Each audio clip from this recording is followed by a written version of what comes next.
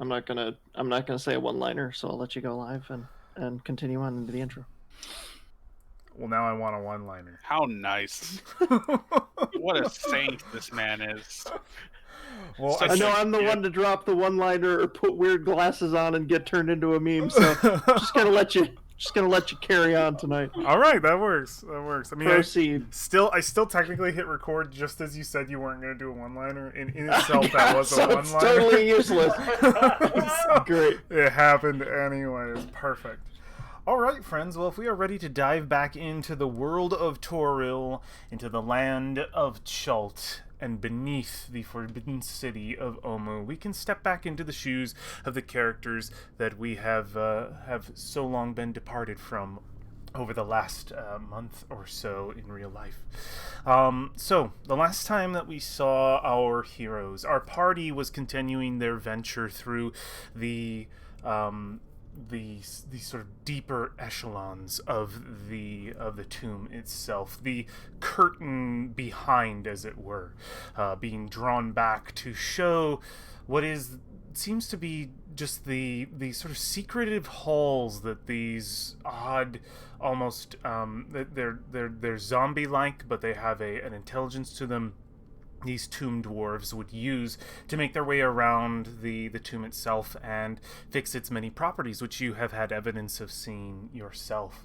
After going behind the scenes, effectively, the party sort of went up and down this this stairway, this spiral stairway, discovering different levels and different secret doors on their way back up. You entered into a chamber that one of you, Valfine, was tempted to enter and investigate, and you saw within it many portraits being painted by these zombie-like artist creatures, and the paintings themselves on the walls were that of the recent events of the party, so you knew that you were being watched. These creatures had to be killed. But upon entering and attempting to do so, the door slammed shut, and the floor burst open with an undead zombie T-Rex, which immediately attacked you. The party was able to teleport in, chop down that wall, and save you from that event. The party, quite wary from that fight, decided to, you advanced further. You found a secret door in that chamber, and the tomb of what is apparently, according to Professor Whifflespark, the Queen of Omu, Naptaka. And you were able to investigate her tomb, but unfortunately triggered the many traps within. The sun lit over her sarcophagus, firing out horrible beams of searing pain that dropped multiple party members and wounded even more. Our party, after getting everything they could from that sarcophagus, a beautiful bejeweled beetle jewelry box and a few other things, they stepped back away from it, but not before she coughed up some acidic smoke cloud to cause even more damage to the party, and they decided, fuck it, we're not staying there anymore. And our party delved back into the spiral staircase to rest, setting Alexandria's magical hut to protect them. In the midst of the night during War's Watch, it was unfortunate, though, that our party's presence had gone very much noticed. A creature, a being of sorts. We do have a picture of this individual, I believe. If I bring it up here, let me bring them up so we can see. Let me switch to the tabletop mode here. Here, perfect. Oh, roll 20. Don't lag on me. Stop it. Here we go. This individual spoke out to our players in an ominous voice. Ah, so this is where you are. And he tapped on the surface of your tiny hut, and its foundations cracked as he disappeared into darkness. Your shield destroyed the metal abominations that you heard up the halls, enough to wake most of you, rushed in and attacked our party. Luckily enough, they were well prepared for any kind of fight, and you were able to take down both of these tin cans, quite literally ripping them open. And the insides disturbed you. You saw stitched together pieces. Well, some of you. Maybe some of you are okay with this. necromancer, stitch together pieces of what seems to be past either Omnuans, who maybe once were once part of the city, or more likely others who had entered the tomb prior. These Frankenstein-like monsters were defeated by our party, and that is where we left off in the midst of the night, as it were. You had just defeated these creatures. What do you do?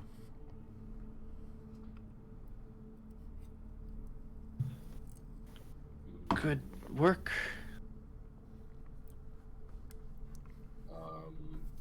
We did it. Looting the bodies. Yeah, the bodies themselves hold a sort of cluster of all kinds of different odds and ends of metals worked and bolted and stitched together from many different pieces of craftsmanship, but very crudely just sort of bolted and soldered together. And outside of any weaponry, there doesn't seem to be any. The armor itself seems not so much custom fit, but it is very... it is not something that anyone of a normal size would be able to wear, and if they were, you can't imagine it would fit very well. And some parts of the metal are actually seared into the flesh. It would be a process to get rid of them. These creatures, whatever they are or were, hold no material value on them. There's no gold, no items, no extras, just this plated armor seared to their flesh and the flesh within. How graceless. I believe War was the one that saw the guy that dispelled the hut at the top of the stairs, right? Yes. Yeah. So, I'll kind of look around and say there was another one at the top of the stairs that cracked the hut. Something certainly broke it down. Did you catch a name, or would you recognize him if we saw him again? Probably. He was pretty unique. He had about him these multiple sort of shifting hands severed from their bodies, wherever they previously were attached to, that were sort of shifting and moving around his person, almost naturally, like spiders moving around an individual. And they wore what looked to be a mask with a grimace on the front, a sort of chained vest with a locked skull, red eyes peering out from within, placed right above the heart. The rest was sort of withered robes. And you can almost see the hands shifting under him. Go ahead. If that's the ugliness he chooses to present, I'd hate to see what's under the mask. Yeah. Victor. Hands creep me out. Yeah, they moved very spider-like. Victor will very gently move past this tomb guardian. Is everyone okay? I'd love to. If we were on the same map, we would be able to see him move. Oh, you would. And now you can. I see now. I see nothing but darkness before me. You should see things now. Oh, sorry, I'll hand off your eyes. My bad. All I see is evil.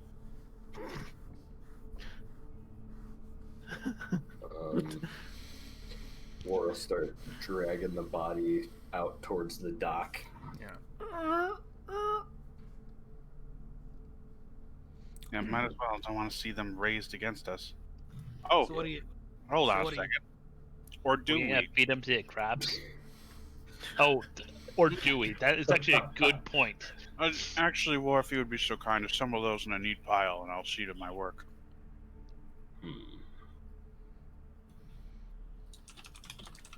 So what, you think this guy's coming for us? Listen, I don't want to spoil this for you, but In a couple thousand years, recycling is going to be very big. We're setting trends. We invented it. Did we just invent recycling? Yeah. No, I believe a Sararak just invented recycling. Oh. We're just going to steal it and apply the credit to ourselves. We're going to beat him to the patent office. Gotcha. So we can all retire. What kind rich. of spirit these things have, but it seems like a combination of different people. So, I don't know. What about those things that they raised? Is it just an amalgamation of limbs and garbage and stuff, or is it like is there any like original base form you can see at all? I mean, there are multiple eyes and mouths. There's no real original form. This is very make a history check for me, Belfine. With advantage because from our background? Sure. Sweet. Nice. These are very golem-like. You know of rituals, books that can be found to teach one how to make golems of flesh and stone and metal. So don't show this to Alexandria. Right. Great. Well, I see it. I mean, wait, was I talking out loud? Well, no, I'm just talking in my voice because apparently I can't turn that off. Oh. Oh, okay. See what you can do with them. He'll pile them up. I mean, Can you re-raise these? Yeah. That's the question. Are they considered like a humanoid corpse? Or? Technically corpses, right? Make an Arcana check, Alexandria. Yes, Captain.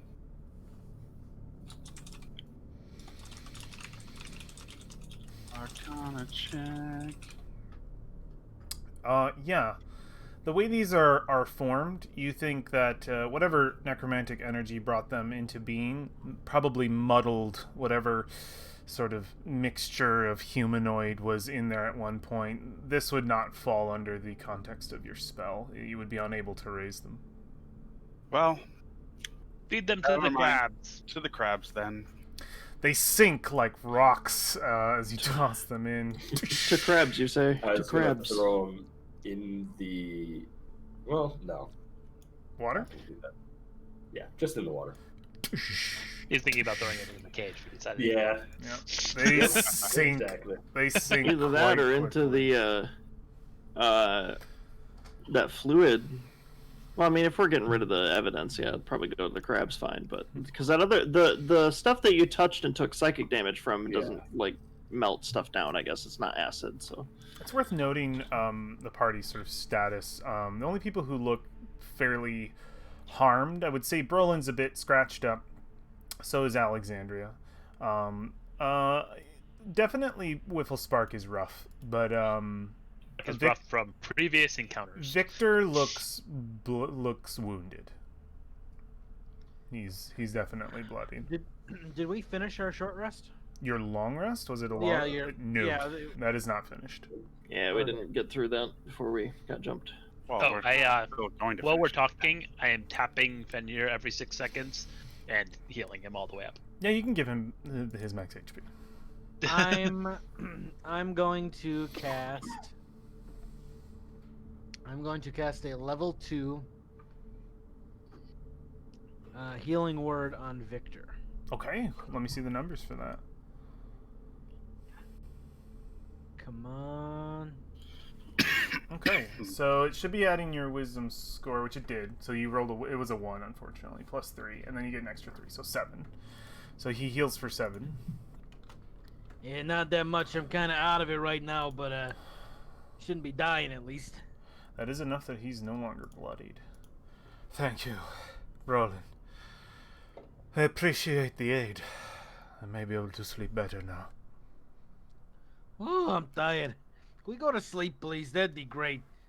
You know, no more of this, who is that guy? What did you say his name was? Didn't I give didn't one. get a name. Yeah, it looked unique. We Oh, seen anyone I else use up like my that? remaining level 1 spells because I don't think I need them for the rest of the night. And I might cast Cure Wounds on myself twice. Okay. Go ahead and just let those numbers fly and add them in.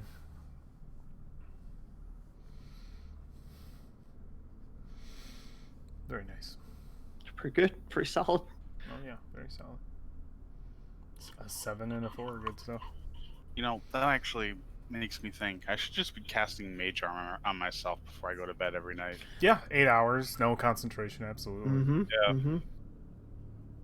And you get your slot. You get the slot back as it ends. So you just You don't have it for to. combat. You don't have to concentrate on hut, right? Like, you just have to be in it. Yeah. Yep, you're good. Well, actually, I think it's it's an 8-hour thing. I'm double checking. Yep, 8 hours. Just totally not worth. concentration. Baldur's Gate, teach me that. Always keep it up.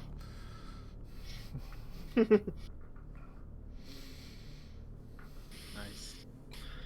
Well, should we try to get some rest?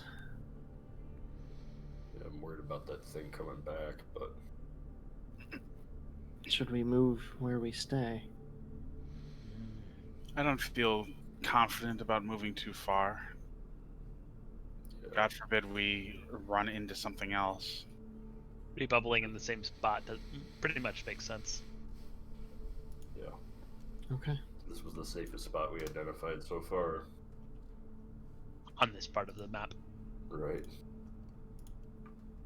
The only place that's reachable. I certainly can't take us back.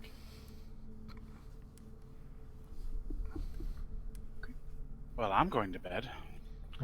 You are recasting Tiny Hut, Alexandra? Yes, I have one level 3 spell left. Oh, just as Like an a instant? ritual, right? No ritual? You're right, that isn't prepared. I mean, maybe I was just informing the group I also had a level 3 spell left. There You you know, go. for, Totally did. yeah, There you That go. was it. it's unrelated. Level 3 spell. Yep, I have one. Good to know. Anybody want to fly? I have a level 3 spell. Can I have it? Sure, I cast Fly on Velphine. Oh, wait, before you cast Fly and Delphine, you Whoa! should look at one thing.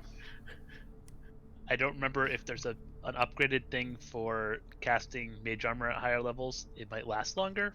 I don't know. Is there? Let me read the definition. Should have a higher level section if that's the case. There is not a higher level section. Do you cast Fly on Velphine?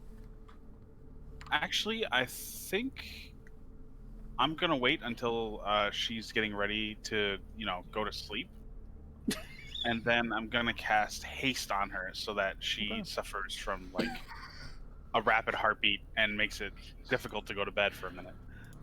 And then it passes out really hard at the end of the spell. It's That's like terrifying. It's hyper anxiety for about a minute, and then you're just completely dead to the world after. Have a panic attack and then go to sleep? That doesn't sound good. Your bubble, you would like it here? Hold on, let me move my character window. Yeah, that's where it was last time about. Okay. I will be here. Yeah, go ahead and position yourselves where you think you will be for the night. Victor will be here. Yeah, he'll be on the floor. Delphine coming into the bubble. Or will she be staying out on the dock? Nope. Right over here. Between my two favorite people. There you go. All right. Well, Rolling in war. Yes. Yes. You lay down to rest, I believe, with War continuing his watch to wake up Brolin for the final one. Your night will go undisturbed, Hey! Hey. and you can plug in a long rest, take max HP, refresh any spells or abilities that you have, and regain half of your hit dice, half of your level of hit dice. Yep. The bubble will fade, but nothing happens after. It is you're clear, both Excellent. up and down. So There's not. Did do you you want it remove the more up button for or long want to rest? go? The button for long rest does not work anymore. You will need to set that up yourself.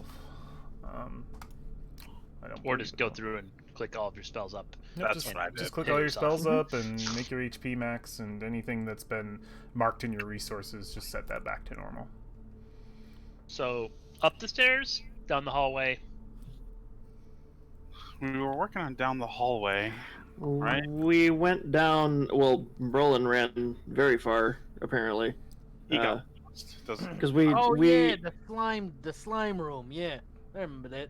I wouldn't- if I remember correctly, we went far and deemed it not worth it, and went up to the portrait room. I think it might be worth going all the way up on these stairs just to see where they go. Yes. Like, all the way to the top. And there's still the matter of keys. We have a couple that look important. Do we need to look for more? I Or think we only have the one skull key, don't we? You have one Well, we skull had- key, I believe, in the shape of a triangle, Triangle? and then you have another key, I believe. there was a second key. It was something like a Who has it? I forget who has it. I don't think it was me. It would be I have in the your skull key. inventory. If you Yeah, do not, I don't know. yeah, if it's not written down in an inventory, it is no longer with the party. That is how we keep track of things.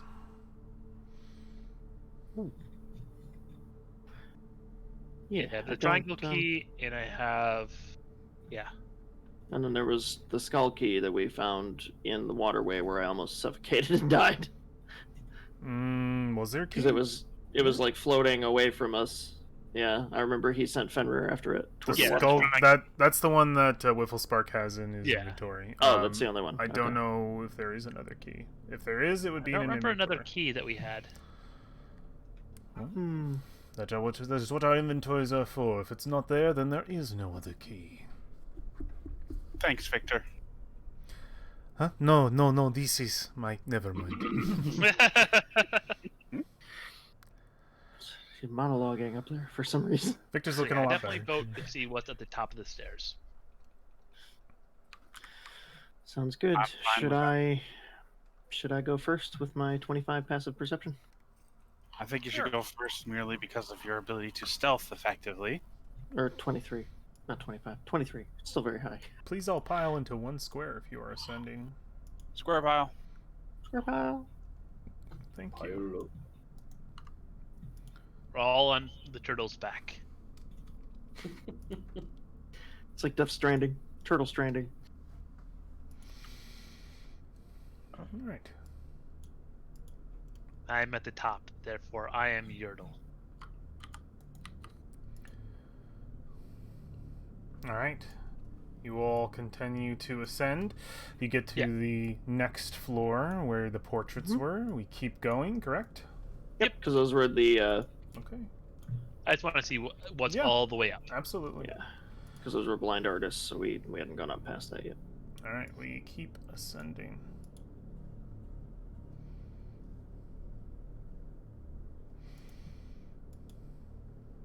All right. We are making our way up. As we make the turn from the portrait room, you all will see that there is a door made of iron, and it is appearing to be has a handle, has a metal handle on it. How far up have we gone?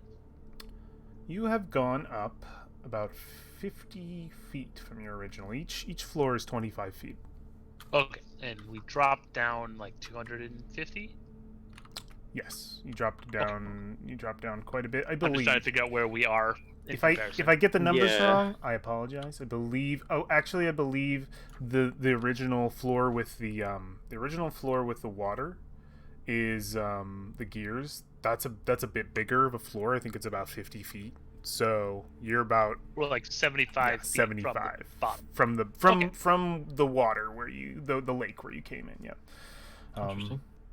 The door on this level seems to be the only point of interest. There is a light coming from further up, as has been in the past rotation. This isn't the top. I thought it was top. Nope. It looks like it keeps going. So do we keep going, or should I check this door? might be worth checking the doors as we. Do you want to check the doors as we go down, or check the doors as we go up? Might as well check them on the way down. Yeah. Okay. So we're gonna keep going. Up. Okay, I'm just gonna take you guys. You don't have to move.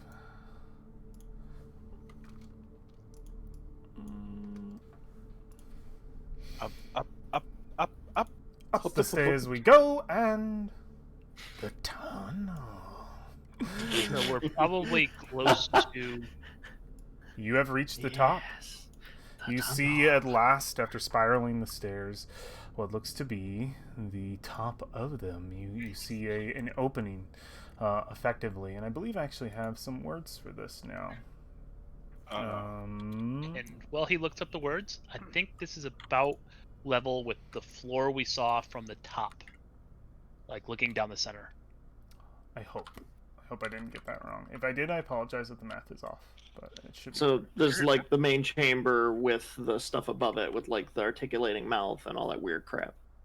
Yeah, what you're I think saying, this Alex. is the same. Is the railing dropped into a pit? I think Yeah. we're at that level. The ground floor of that. Yeah. Yeah. You see that 3 archways overlook a circular chamber, where the spiral staircase behind you descends into darkness.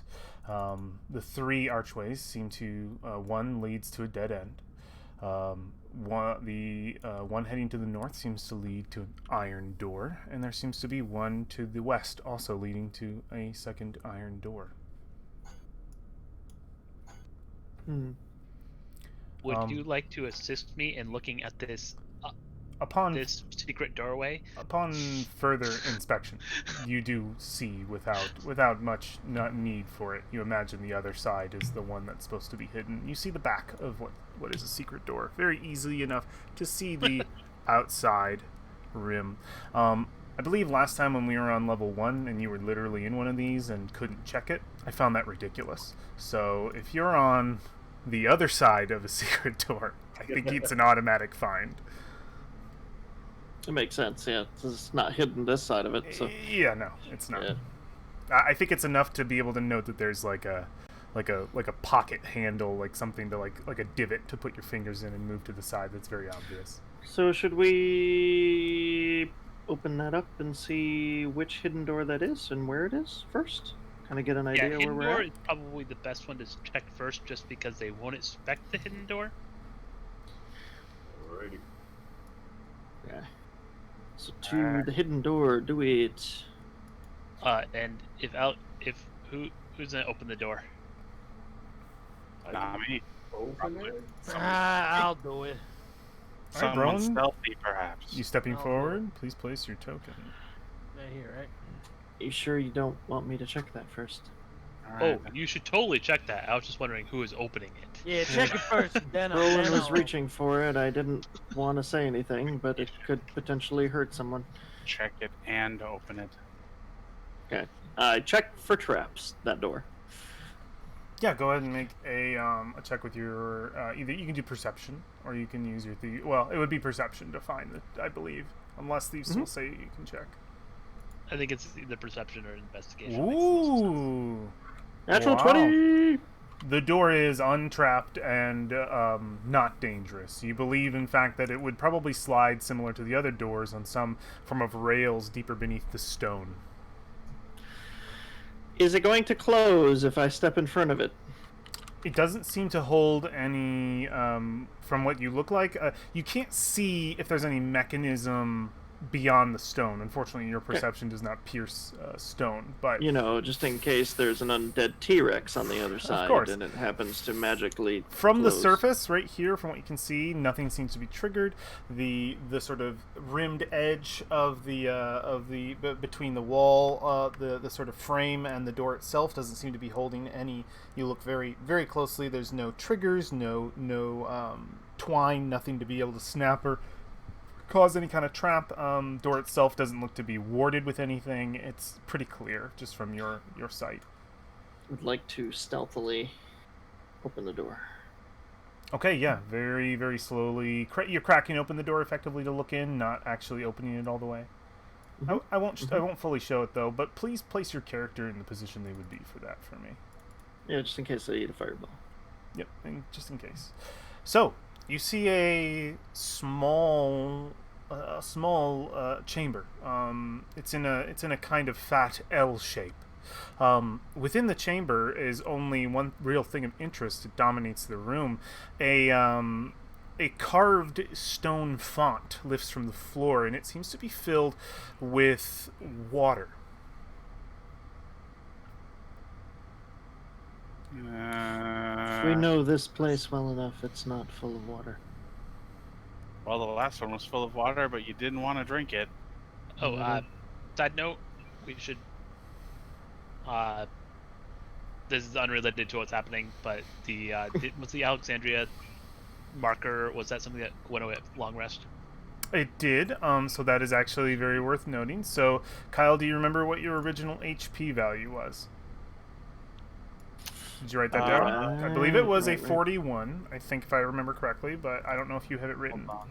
I should have written it down somewhere. I'm looking through my character sheet. If you have a roll, we can just figure it out real quick if you didn't.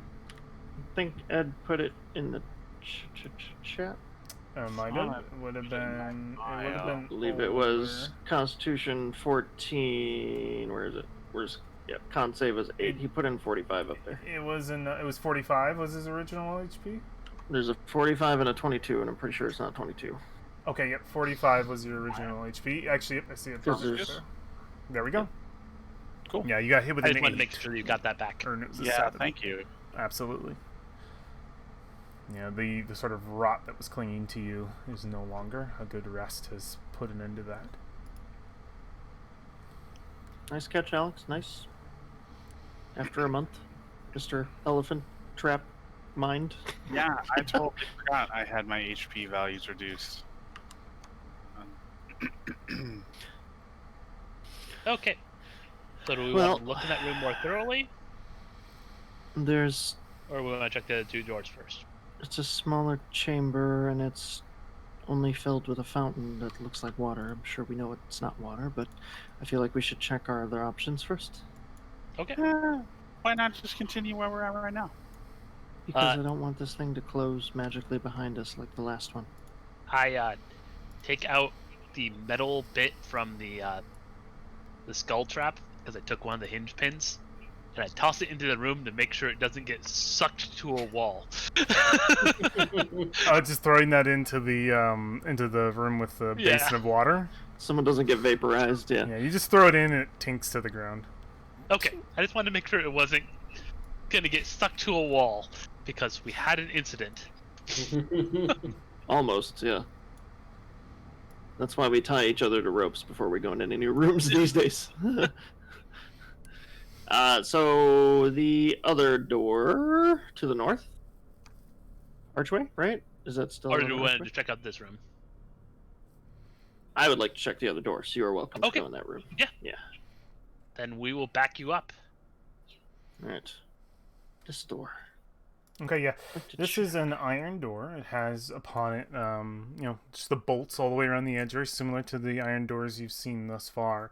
And it does have a handle on it, an iron handle that sort of hooks out and has a sort of skull motif on its front, as check for the ones traps. have in the past. By all means, perception check. Oof. Oh. Let me see. Nothing seems to be dangerous here.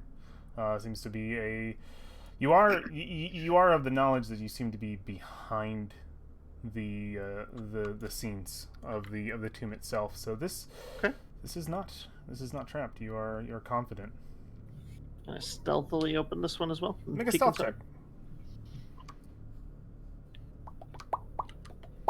Sure loves my stealth check. 16. Perfect. I just have to check a number really quick. Excellent. It was there as in case all the shit goes down. All right. You Bite my cloak as I get sucked through the door. You peek within the Fenrir right behind you, your noble canine metal friend. You peek within the chamber and you see a very very, very large in comparison to the last you peeked in. The chamber goes far, far back, and seems to, you immediately get the smell of smoke and iron sort of mixing together. Sort of immediately enters into your nostrils. That sort of very like tinny taste in your mouth, and there's a little bit of undeath in here as well, a little bit of corpse taste. When you open this door, you see within old wooden benches and shelves along the walls of this chamber. They're covered with gears, chains, trap components, and cages filled to the brim with rats. Lit iron braziers hang by chains from the ceiling, and along the northern wall, a stepped dais is set with a bulky contraption. An iron maiden of sorts, attached to a network of steaming pistons and tubes and bubbling vats of blood. You see within 5 masked dwarves operating the contraption. We found the trap guys. Found the break room. The alternate ending to Ratatouille is dark.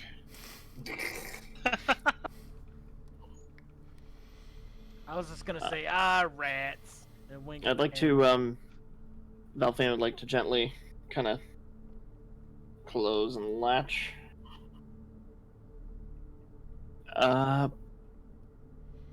Looks like the crew is behind that one. I'm going to check the other door, but are we going to want to engage this? I thought we were going to check all the doors. I am going to check all the doors. I'm letting you know what's behind that one. Fenrir is told to sit right there and is watching that door. Okay, very good. Just gonna swing over to the final door. Okay. Check for traps. All right. Successfully. Go ahead. Successfully this time? Ooh. Yep. 2 crits and 4 rolls. I'm using them all up on the useless shit. There you go. The door does not seem trapped. It seems perfectly mundane. Fortunately, it takes Sneaky. 30 to discover this trap. Yeah, it's 2 under the actual DC. Damn, I don't have a plus 10. I would like to ready a firebolt in case something goes awry. Okay. You conjure the flames. The purple light illuminates your face. Give Valoria a thumbs up over the shoulder and stealthily open this door. Okay, make a stealth check. Okay, good thing that firebolt's ready. You creak open the door to look inside. Candles dimly illuminate a cluttered office. A skeletal songbird rasps a soft song from a filthy cage in one corner. Other furnishings include a wooden writing desk and a tall backed chair. Anatomical drawings, sketched in charcoal, hang on the wall behind the desk. Seated in the chair is a shriveled corpse of a humanoid wearing moldy robes and a bronze mask, sculpted to look like a frowning visage. Around the character's neck hangs a black-skulled amulet, that chain sort of holding to his chest. Around, and a number of severed hands, quite a few, crawl around the desk and the floor in this room. As you creak it open, the masthead looks up from its scribblings. We just find Withers' office. He looks directly into the way of the door that you are peeking within. Interesting. A visitor. You survived. Yup! I launched the firebolt. The door is not open. What? Valfine has creaked the door open, specifying I to thought- look inside. Damn it.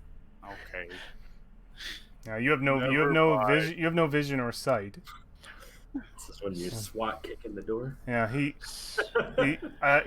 looks to your direction, Valfine. Obviously, locking one eye with you, whatever you have peeking through this door. Says, Well, are you going to come in, or are you just going to stand there? Sorry, I'm sure you have a lot of paperwork to do after what we just did down there. Also, Didn't mean to interrupt. I'm pretty sure that that stealth check is completely the undead dwarf's fault. They're not oiling the hinges well enough. He kind of cocks his head curiously. There are more than one of you left. Truly. Nope, just me. You're trying to deceive him? Sure. Make a deception check. All right, this is great. Oh, we haven't had one of these in a long time. Wow. No, he does not believe you. By one. Yeah. What? Yeah, he just kind of says, "You are a good liar, but I am a good listener." Well, can you hear that? She'll swing the door open for the firebolt. Do you fire the firebolt, Alexandria? I mean, if the door is swung open so aggressively like that, that translates as shit is hitting the fan. So, Open, breach, and clear. breach and clear, flashbang. All right, you fire. If the door is flung open, my eyes will lock onto the only thing that could potentially be a threat. Yeah, you see the scene. You see him sitting at his desk, just sort of looking out. The quill still in his hand, as Valfine moves right out of the way. You have a clear shot. My evasion kicks in. Yeah, you have a clear shot. All right, yeah, we watch as Valfine dives for prone and a firebolt just skirts across her back, arcing across the room and slapping this guy. In the what? Well, I have to roll and see if I hit him. I was gonna say, in the what? So I kind of imagine now this firebolt flying at him and then turning into a flaming hand and just slapping him. 18. 18. Very nice. So you fire out directly at him. We see Valfine move out of the way. The flame, it comes right towards his face, and he doesn't move an inch. And as it comes right here, we're watching almost slow-mo, right in front of his face, he fades into shadow. And you hear a voice come from behind you. Utterly disappointing, but still interesting. You hear his voice echo from behind the hall. You all survived, my creatures. You are powerful. Perhaps the most powerful that I have yet to face. Where did you go, Quartermaster? Victor is immediately sort of backing up, and he kind of just points in the direction of the hall with the secret door. Oh crap! Hey, get behind me, Victor. Yeah, you get behind him and you defend. Victor's got a spelled, sort of readied in the moment. Got thirsty, did he? Just says, "So, you are also the first to make your way behind our secret doors. You are quite astute. Special, in fact. Perhaps you are the ones I've been waiting for." You've got 6 seconds to explain why we don't kill you. I mean, say it in a more feminine voice. Yeah. It just says, "Oh, there will be no killing here. Of course not on myself. You see, you are the one in the death trap. My death trap. Well, my master's, rather. You are foolish not to think you did not equip me to deal with situations such as this."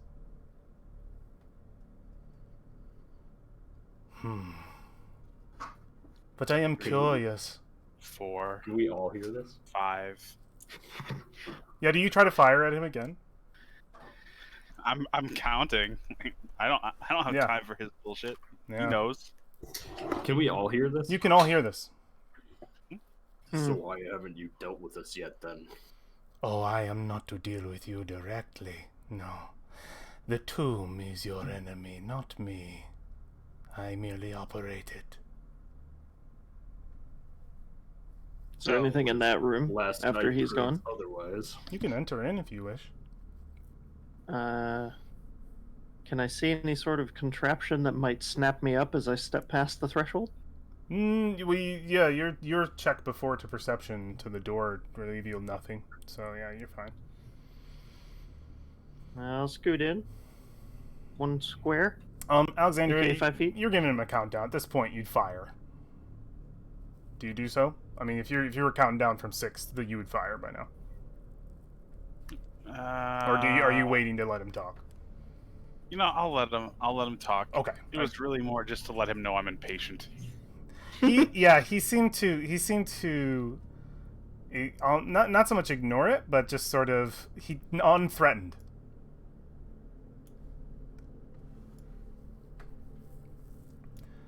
Valfing, you're entering into the room.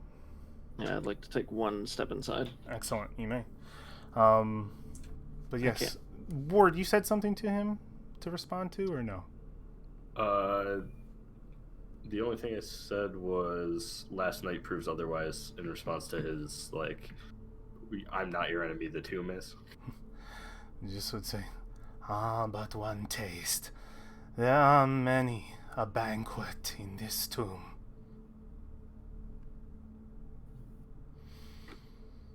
Think it's rotten. But I am curious if you are willing to talk. Unless, of course, murder is the only thing on your mind, I will understand.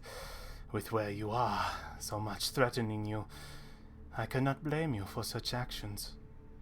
What more do you have to say? Oh, I am Are you interested. going to tell us how to get to the bottom of this tomb? Oh, no. I am, unfortunately, unallowed to give any secrets. Oh, how secure is the chain attached to him? It seems pretty secure. It seems Like, completely bound hard around to him. get off? Yeah, you'd have to probably kill him. Chop his... Okay, I meant for him. For him? Yeah. It is definitely looks like it would be hard to get from him. If you want to try to cast heat metal right now, you can. Yeah, I'm gonna cast heat metal on him. He disappears. The minute you do anything, he will reactionary disappear. And you will hear his voice echo from beyond the secret door over here. And you say, "Evidently not. And I am not willing to spend enough time with creatures so powerful as you as to get myself killed. You see, that is not my purpose." Perhaps we will meet again, though. Explore as you wish. I will return.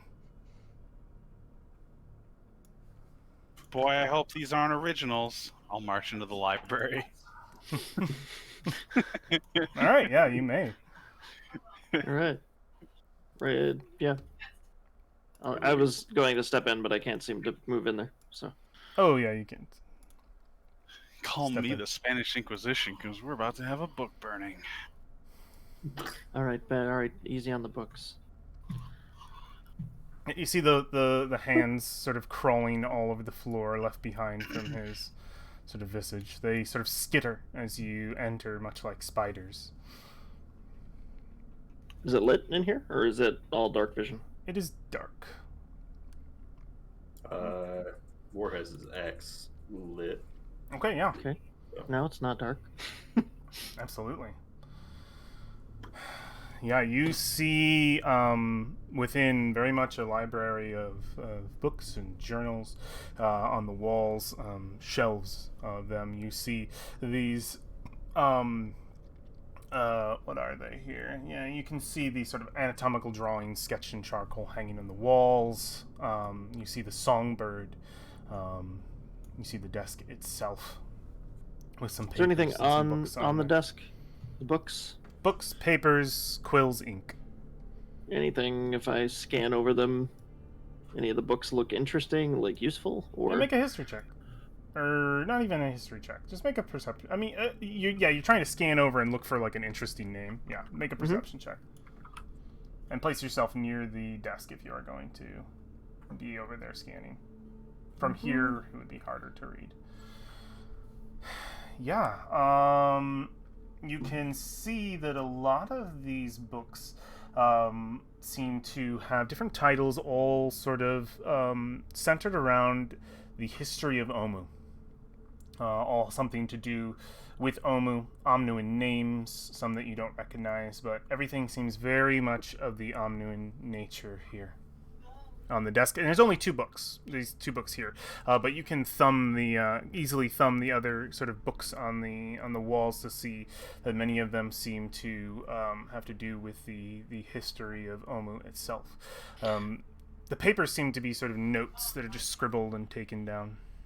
Anything of interest on the note taking, or any particular words pertaining to the tomb, or you would definitely have enough to flesh out some words if you are okay with me speaking. please do. She'll read it out loud to everyone. Yep.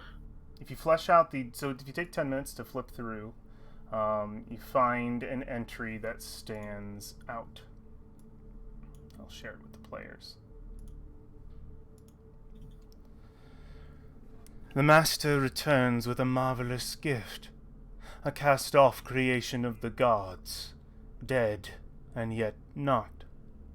The All-Seeing is blind to its existence, and the Mother of Illusions looks past it. Sweet irony. The Master hopes to raise the creature to power by glutting it on souls. The Master has brought the Sown Sisters here to nurse it, and to help build the device needed to feed it. As for me, I am only saddened that my studies shall one day come to an end. I owe the Master much for the time he has given me. I can only work harder in the little time that remains for this world. Soulmonger. You also have enough information to deem a few things here. You can deem the entire section here of the history of Omu if you want to. This would be a lot of reading for me, but I could give it to you if you guys want it. You can hand it out in text or something. I can always pocket the book. It's a lot to hand out, I would say. Yeah, you can get the sort of Forbidden City section on the Forbidden City, a section on the 9 trickster gods, the fall of Omu, the rise of Rossin Sea. Do any of those interest you guys? Those are shorter. Rise of Rossin Sea. To start. Oh, Alexandria? I was going to say all of them, but yeah. All right, this is still written in the words of Withers, so I will illustrate as such. 50 years ago, a brood of Yuan-Ti from Hisari slithered into Omu and made it their new home. They built an underground temple beneath an old palace and patiently waited for their god, Dendar the Night Serpent, to come forth and swallow the world. Earthquakes shook the city Omu and cracked it open like a fig, causing the river to burst its banks. Chance spared the Yuan-Ti temple from destruction, but scores of Yuan-Ti died, including their leader, a Yuan-Ti abomination. The evil warlord, Rossin Sea, who had raised an army of undead to wage war on the holy city of Mesro, only to suffer a terrible defeat, arrived in Omu shortly after the Yuan-Ti. Rossin Sea wormed his way into the Yuan-Ti's favor, and underwent a ritual to transform into a Malaysian. Before long, he became their ruler. Today, beneath the cracked and broken streets of Omu, Rossin Sea holds sway and plots to bring Dendar the Night Serpent into the world, sealing its doom. It is unfortunate that my master will beat him to it.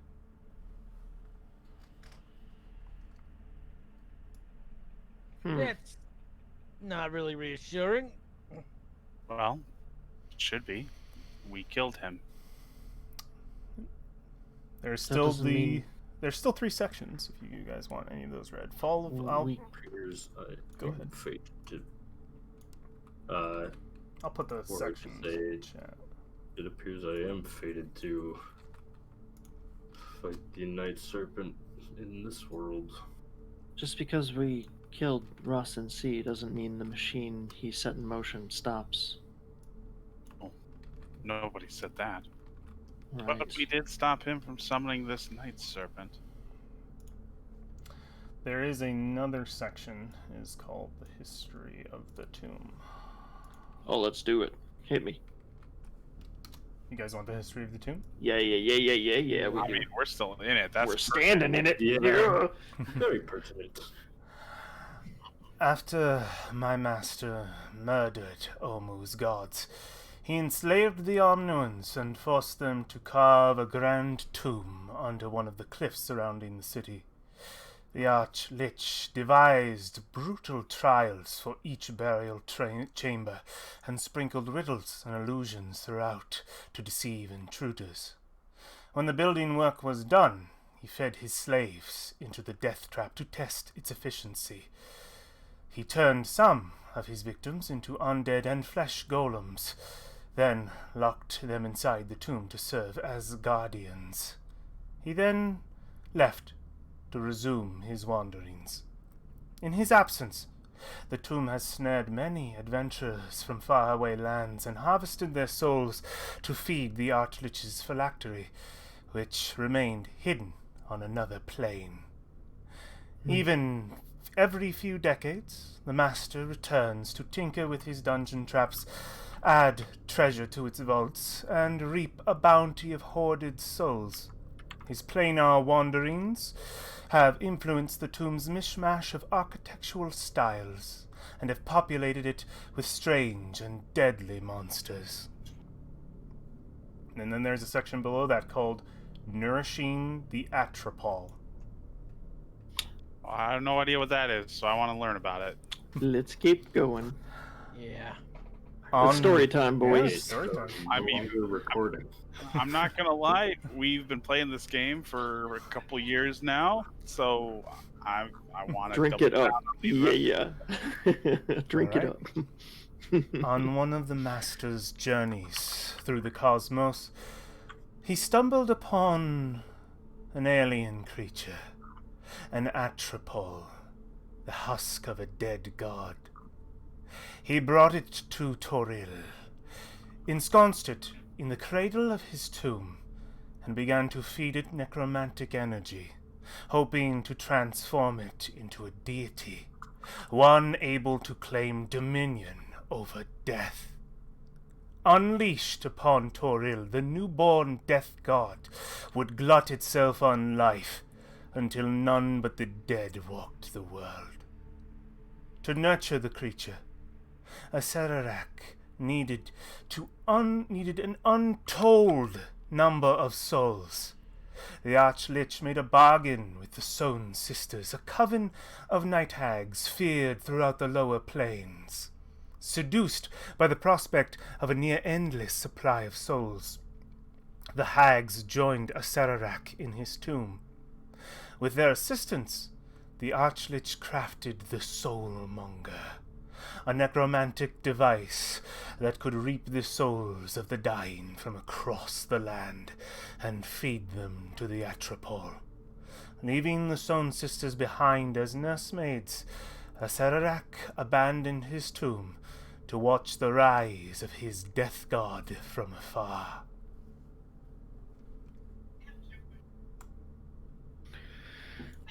Well, Oh, well. That explains the Sown Sisters. Yep. Cute. So I think we should just figure out a way to commune with some of the other death gods and let them handle this. They're not big fans of people invading their domains. or we could destroy the device and release. Yeah, but What what it's about this gathered. Atropol? What is it? It's Well- the thing that's feeding off of the Soulmonger. If we destroy the Soulmonger, it no longer feeds. The Atropol is the Soulmonger. No, the Soulmonger is the thing feeding the Atropol. The Atropol is the thing feeding from the souls that are sucked into it, is what the text sounds like. Yeah, it Sounds definitely like a reads that there funnel. is a device, and that is a soulmonger, and then there is an atropol. I guess I just assumed that Soulmonger was just a colorful title for the Atropol. But that These makes words it could be, but the words in that you've read in the journal of this caretaker of the tomb. By the way, he signs his name on everything. It's Withers. Does he have a little heart at the end or something? Absolutely. And they yeah, he's specifying it as two devices. At least that's from his perspective, from what he's learned. A device and a creature.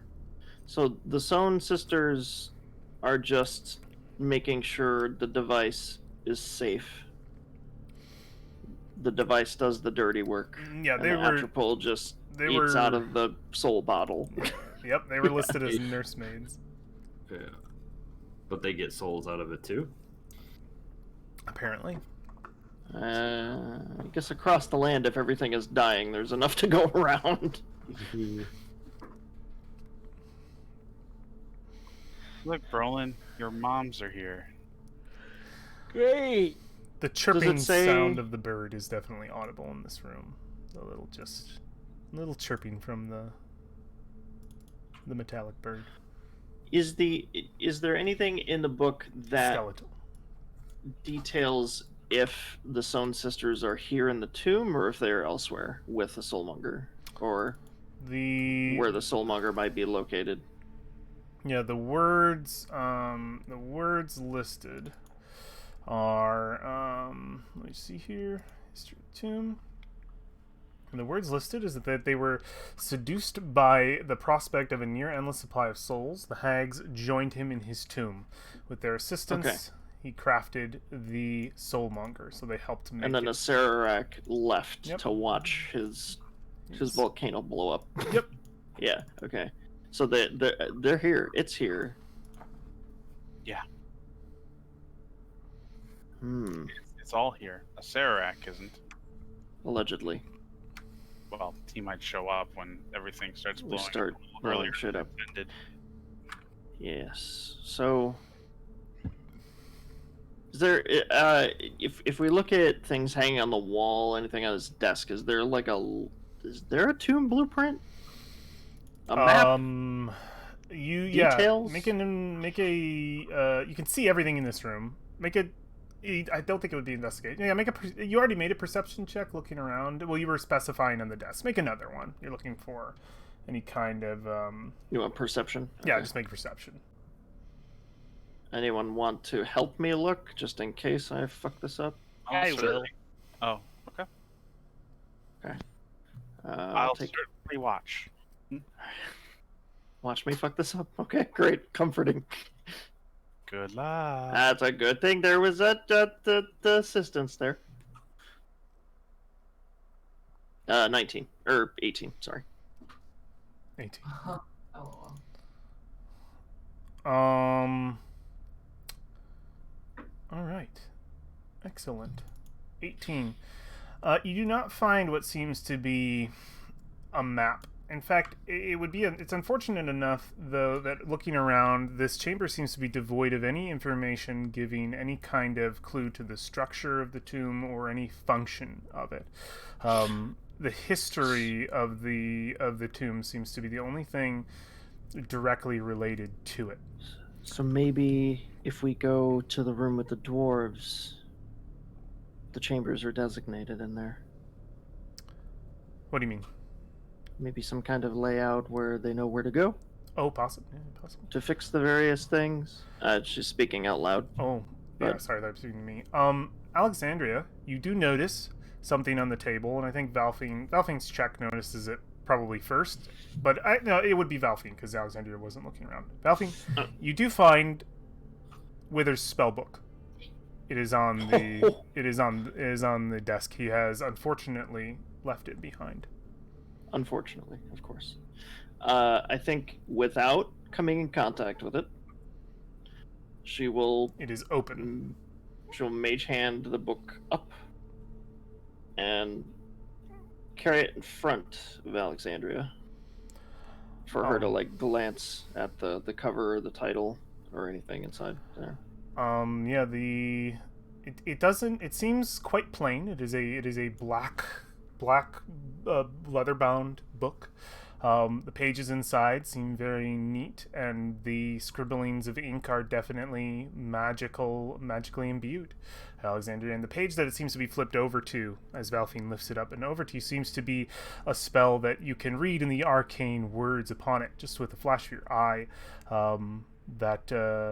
Actually, make an Arcana check for me. Okay. Oof. Yeah, it's riddled with magical writing. It is a spell book. Nice. Would this be of any use to you? I mean, it's a spell book, so I would glean more than a little bit of use from it. Is there something wrong with it that you are holding it at 6 feet away from yourself? I just assume that anything tied to this person is either rigged to explode or cursed. So you can take it if you wish. If you're not comfortable, I will bring it back to the desk and leave it where it is. I snatch it. All right. You snatch it, Alexandria. And as you inevitably More than 10 pounds of force. as you inevitably flip through it, you think a short rest would attune you. You'd be able to read all the spells in here. You just need some time to actually look at it and pour over, because perhaps some of them you don't know. Some of them you probably do. I don't know your spell list at the moment, so we'll figure that out when we get there. But something you would notice when you grab this book, nothing bad happens to you. It is completely mundane, and other than the fact that it is holding magical incantations. Make a wisdom saving throw. No. There is a name on the front cover of the book that is not Withers. It is the words. It is a name of Kamara Blackfire.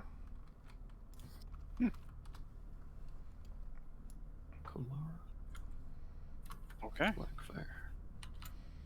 Yep, and they're Do we stacked on top of recognize each that other. name? You can make a history check. I will make a history check. Go for it. There's another book. Go ahead. That would help, but I'm not proficient. Oh, okay. No idea. Just maybe name of. Sounds like a wizard name for sure. Wizards would give themselves that kind of last name, make them sound cool. There is another. I mean, yeah, why not? You're all powerful.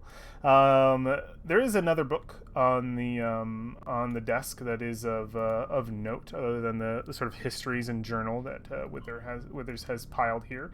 There is a manual of some sort, and you can look inside. I'm not gonna have it. You don't have to identify it. It is obvious, sort of what is within. You see a manual of golems. Oh. And this one seems to be focused on clay.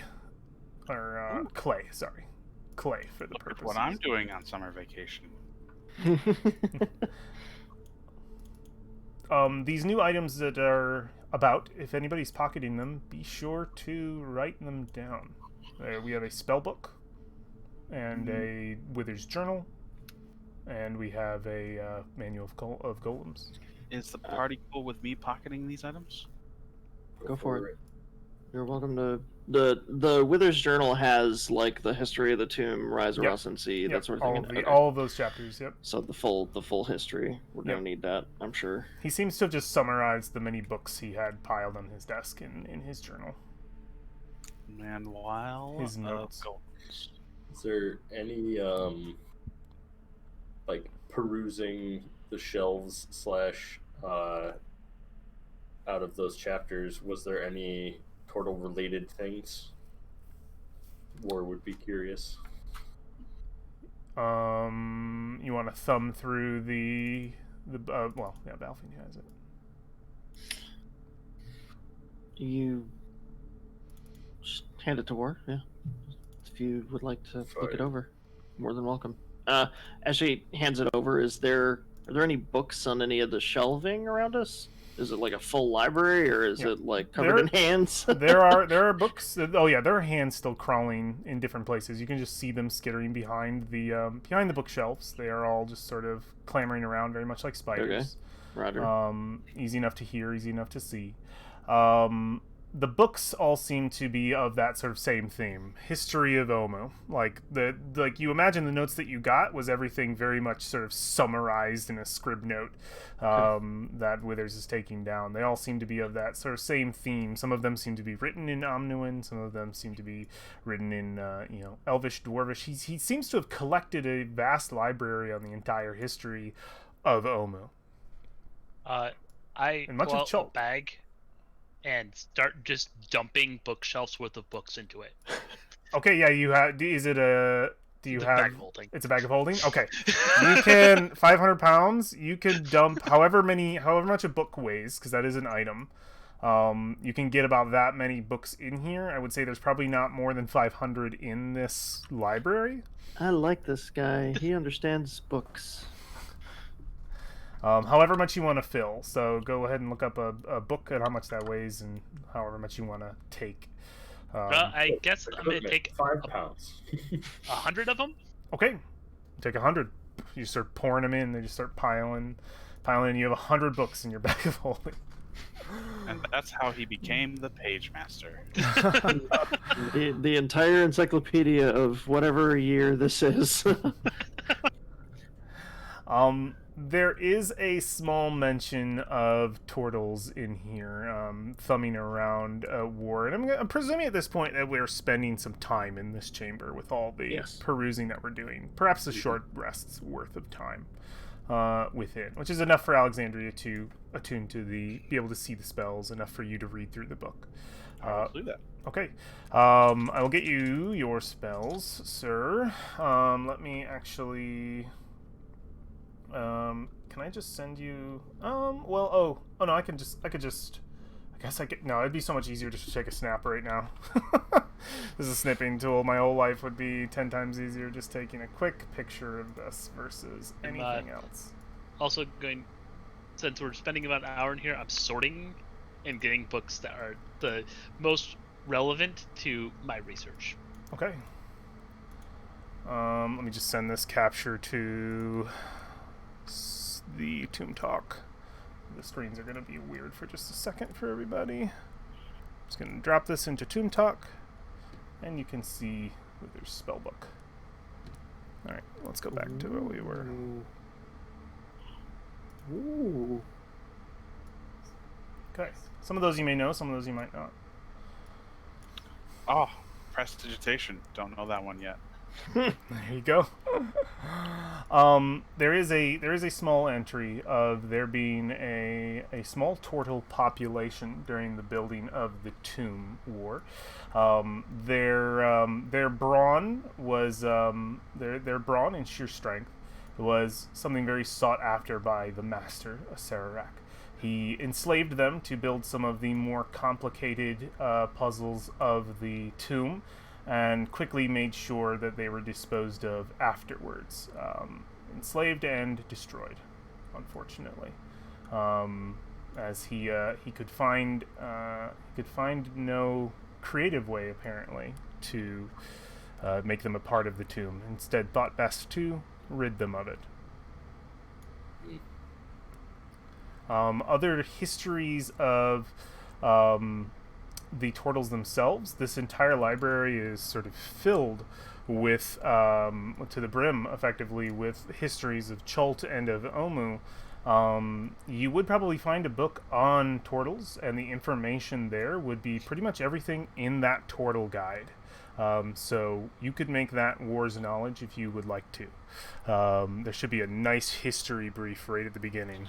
Yeah, he might take that book with him. Yeah, absolutely. What's the name Break of the the book? fourth wall real quick. Yeah. What's the name of the book, Jacob? The Turtle Package. Oh. Is it called the Turtle Package?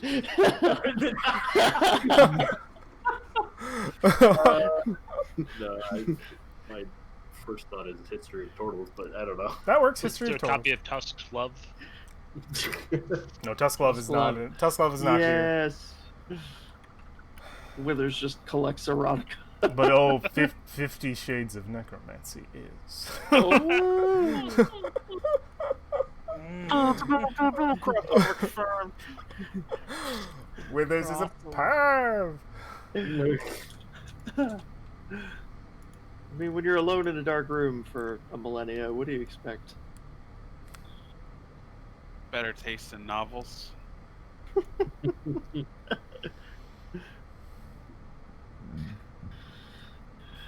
Well, this was certainly a interesting find.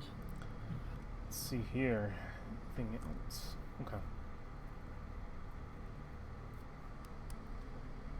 Valvine, there is a desk drawer. Your perception would have picked that up, and is something worth mentioning since you guys don't have the eyes that I have to be able to see things. Is it locked? You're not sure. Can I check for traps? By all means.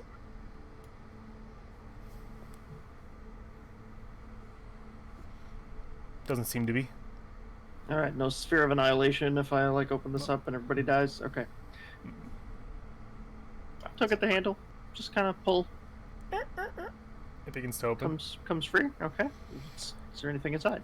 You see some more papers, what looks to be actually blank papers, fresh for being able to write on, and they're stacked very neatly on one side. The other side has what looks to be a sort of bundle of cloth, and it seems to be bundled around something.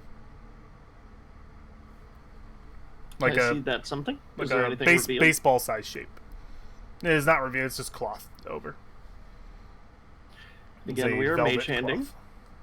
Yeah. Going to mage hand the item. With the cloth, and yeah, you can feel. I mean, you can't feel in the mage hand, but the mage hand does grasp at an object beneath the cloth. So, if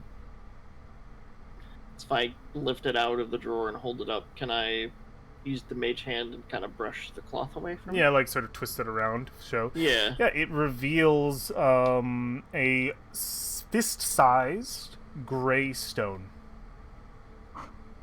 Fool of a took. Thank you for getting that reference. It is translucent. Translucent. Oh, A gray translucent- translucent stone. Translucent fist-sized gray stone. Do I recognize what this might be? Can I make an Arcana check? Sure.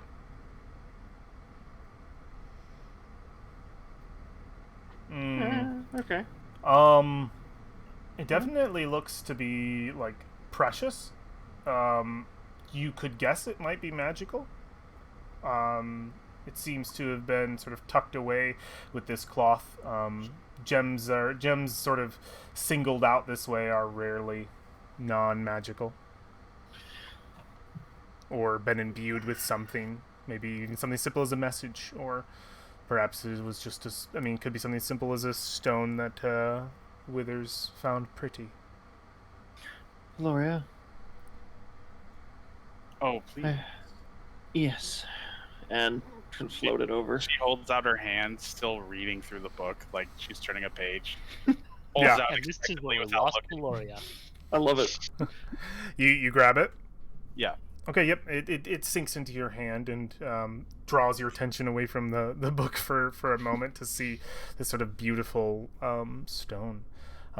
Immediately, once it's in your hand, you can feel a thumb of like a tune of magic within it. It's definitely radiating something.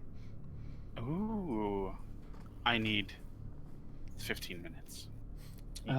You're during the short Okay. rest. You would have time. I'll toss the. Can I toss this desk? Are there any other drawers or compartments or anything?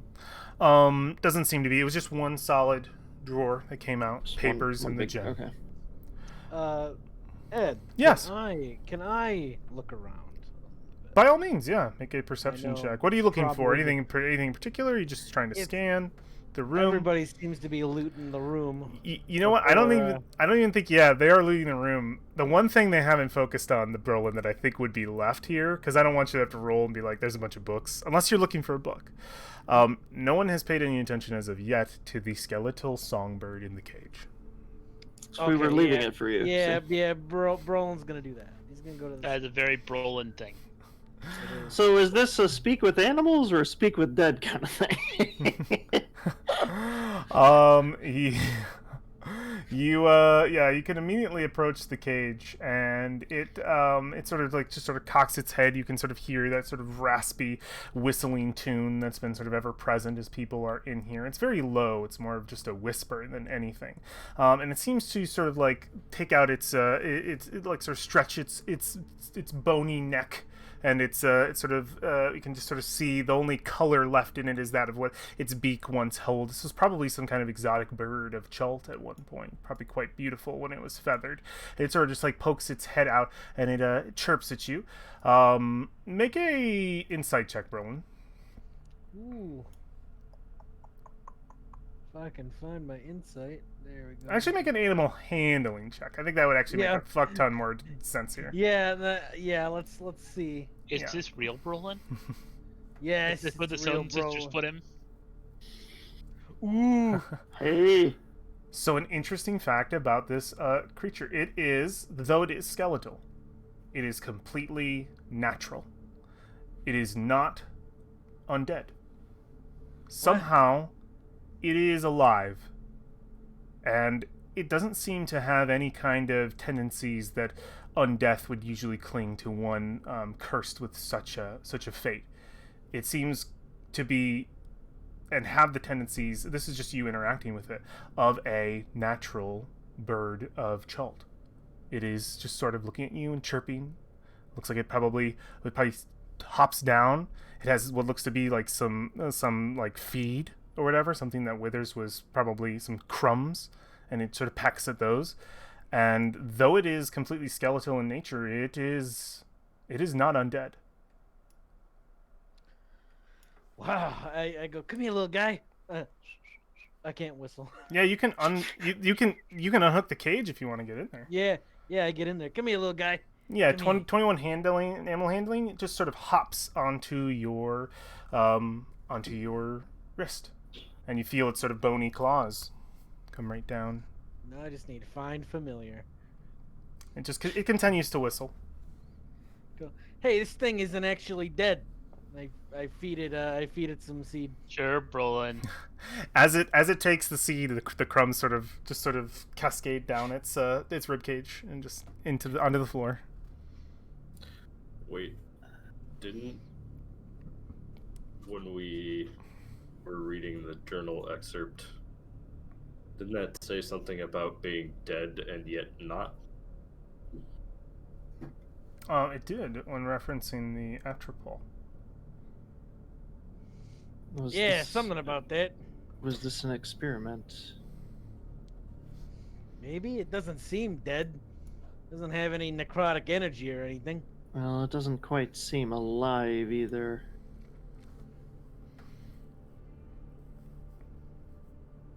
I wonder.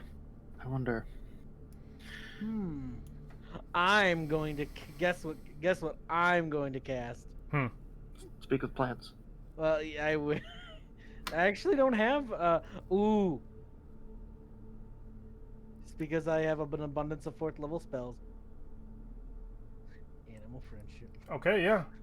It lets you convince a beast that you mean no harm. Choose a beast that you can see within range. Intelligence 4 or higher. Otherwise, the beast must. So yeah, you cast it. Spend that slot. And it is friendly to you. Its disposition hasn't changed so much as it seems to, if anything, maybe calm down a little bit.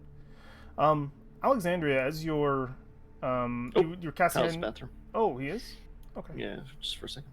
All right. Yeah. It if anything, it just seems to be a little calmer. It continues to sing. Just let out those little chirps.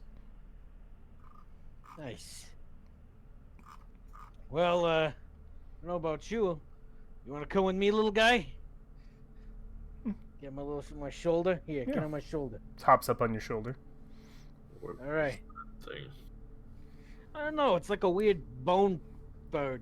I don't know. It's not dead. I know that much. You have the journal, War. Is there any kind of detail on why? Either thumb through that, or if I recognize what this thing is. You don't recognize what it. I mean, it's it seems like a skeleton bird. Like that's what it looks like. I don't know if there would be a necessary for there to be a roll, just because even if you rolled a 20, I think I'd just be like, I don't think you I mean, it looks like an undead bird. That's what I would tell you. It seems obvious. The journal doesn't seem to hold any intricacies of that. Nothing private pertaining to Withers. All of his writings seem to be focused on Omu, Chult, and the tomb. Was there you mentioned the about being not alive but not dead either in the journal? Was there anything in there detailing? Yeah, you want that that part reread? Yeah. We have that handout, actually, right? Is it from The marvelous gift, a cast-off creation of the gods, dead and yet not. That's what I was thinking of. Yeah, that's what. cast? So, but that was the Yeah, that was the Atropol itself. Mm-hmm. Yeah, like this is. So we is found that this- out later that it's referencing that, but So is this bird like a prototype, or it's the thing. or it is the thing? This is the Atropol? No, I don't know.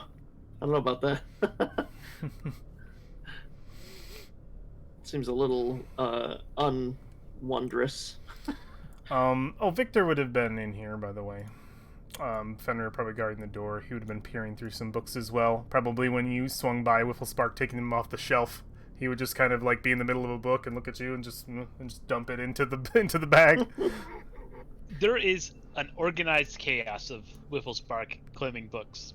He's looking for very particular books within it because. Okay, yeah. As you go by, I think Victor just sort of, because he tossed his book into your bag, because I feel like it was probably an interesting title, and he just kind of says, "I will have to get myself one of those." As you're just filling.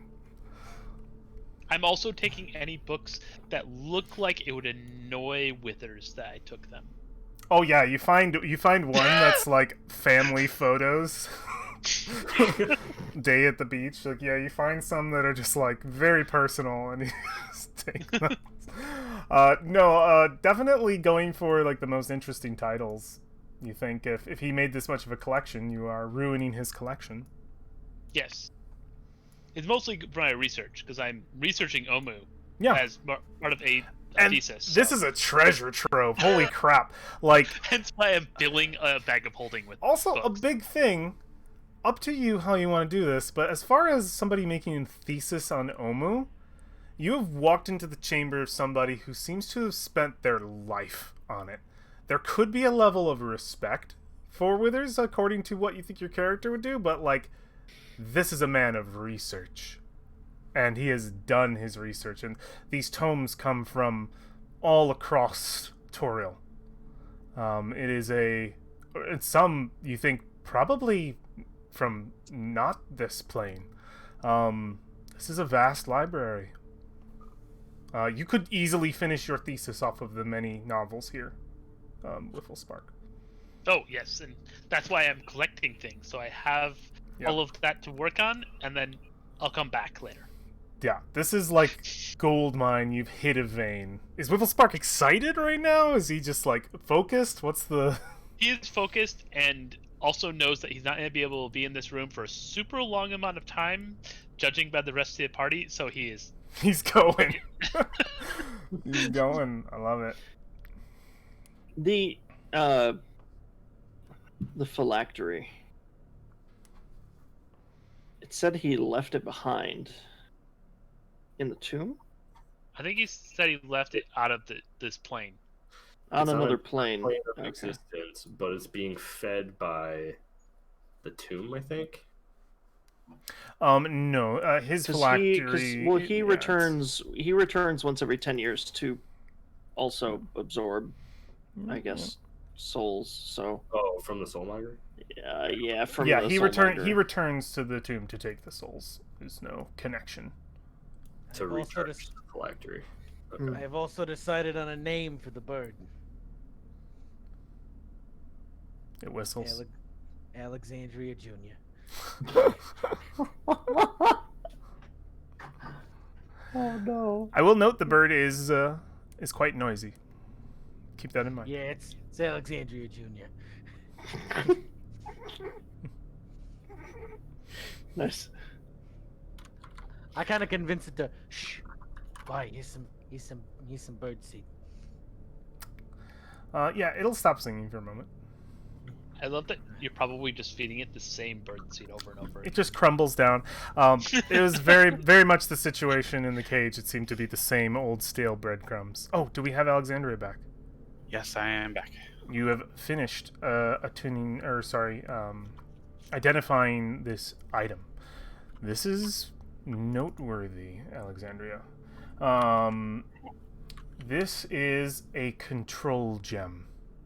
It is meant to be a device used to manipulate and control, effectively, the actions of a creature. In this case, a creature known as a gray slod. You can see within the gem its visage. You see a very grotesque creature, a hulking frog-like humanoid that stands, but its body is very powerful in its shape, muscular. Its eyes sort of beads of pure darkness, and its mouth just riddled with these spiked teeth. Can you make a history check for me? I think we should name it cabbages. I can certainly attempt a history check. Yeah, go for it. For the ongoing joke that they are salads. Something that you would know from that 12 at least, they are not creatures of this plane. Oh, I think I found one of the creatures that Sararak brought back from his planar trips. In fact, they are an aberration. You found the creature, or you found? I can see it through this control orb. Does it work from here, or do you need to? Well, I've identified it. How does the control orb work? Is it like a? It's like a Pokeball. From what you understand, if you were to interact with this creature, you would have full dominance over it.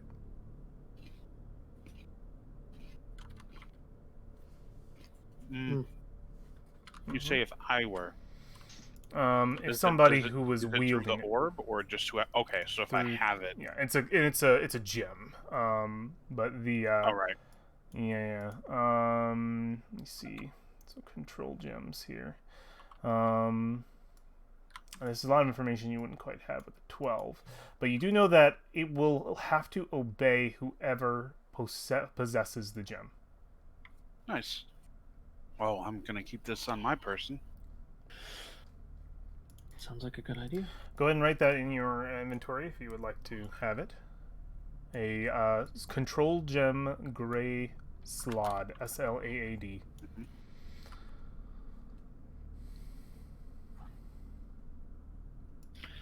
Mm-hmm.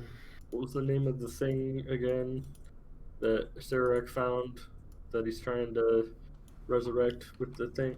An atropole? Atropole, I believe. Take a note. He was feeding it souls to try to turn it into a god of death, which apparently he was successful with. So, what type of check should I roll to figure out if I know anything about what an atropole is? You make a history check if you would like. Okay. Brolin, the bird pecks at your shoulder, painfully. What? Why? What's up? It sort of looks at you, and then just sort of turns ahead and continues whistling. Yeah, you are Alexandria Jr. Yeah. This happens multiple times. It seems to poke and prod at you. It's a very cantankerous creature. Can I tell if it's trying to get my attention, or? You think it's just trying to bug you? Oh, yeah, it's definitely Alexandria Jr. A 19. Let me see here.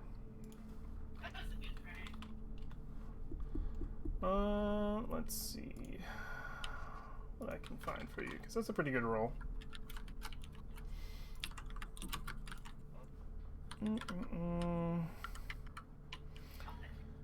Okay, I can give you this first section here with a 19. An atropol is a ghastly, unfinished creation of an evil god, cast adrift and abandoned long ago.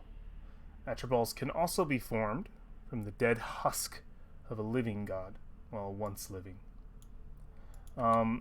Since an atropol is never truly alive, it cannot be raised from the dead or resurrected by any means.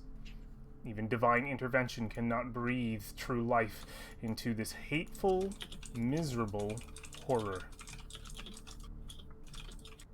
So it's not good at parties.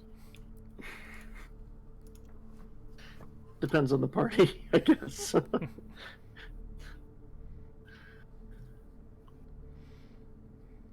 You, Level Spark, you okay? You zoned out for a moment. Oh, yeah. Just remembering old things about atropols and how they're awful things. Remembering old things. Anything interesting? Well, they're just awful. Interesting. Is any sort of weakness or? Well, they're not. It's what happens when you leave a dead god laying around. So.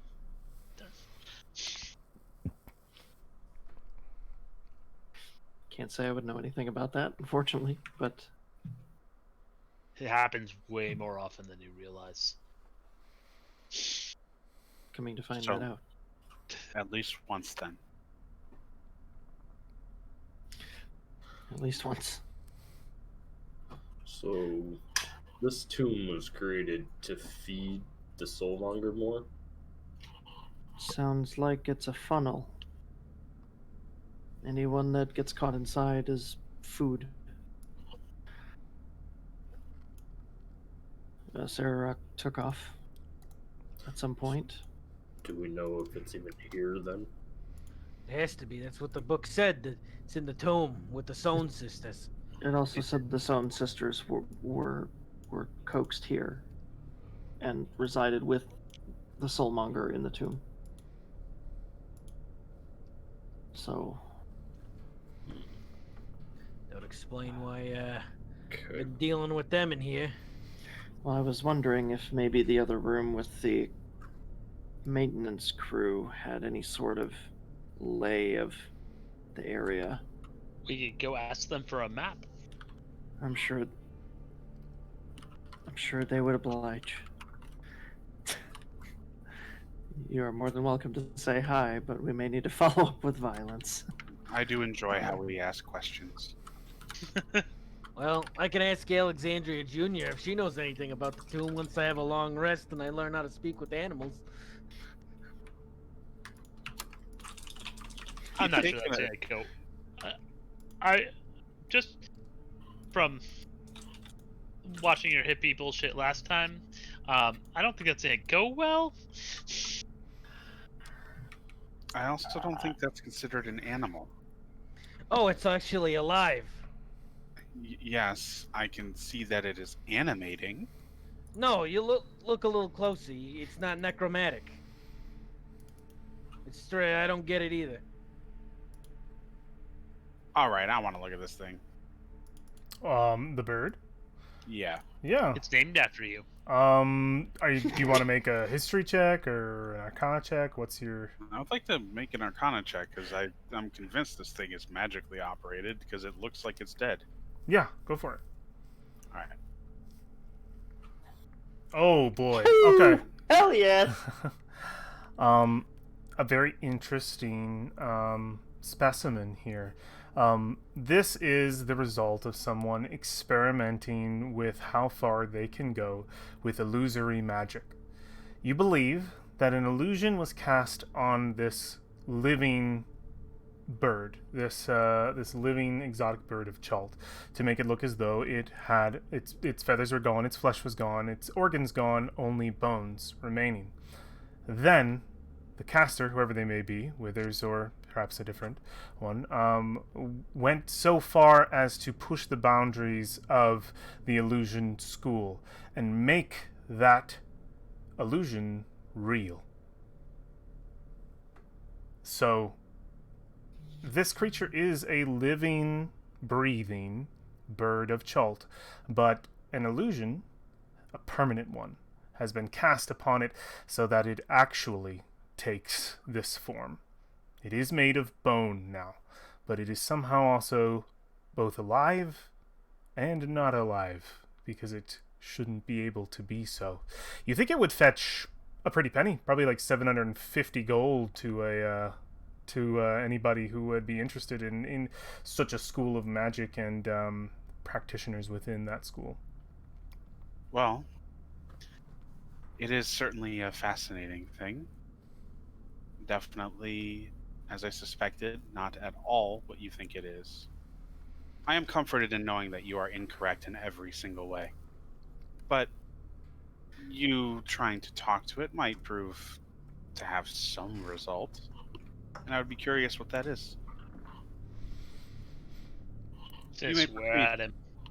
That's what the plants did. It sort of gets its way into the scruff of Brolin's, mane, and you can feel it like biting at your ear. Ah. Oh, what's up? Little Alexandria Junior's hungry. Feed her more birdseed. Yep, falls into your beard.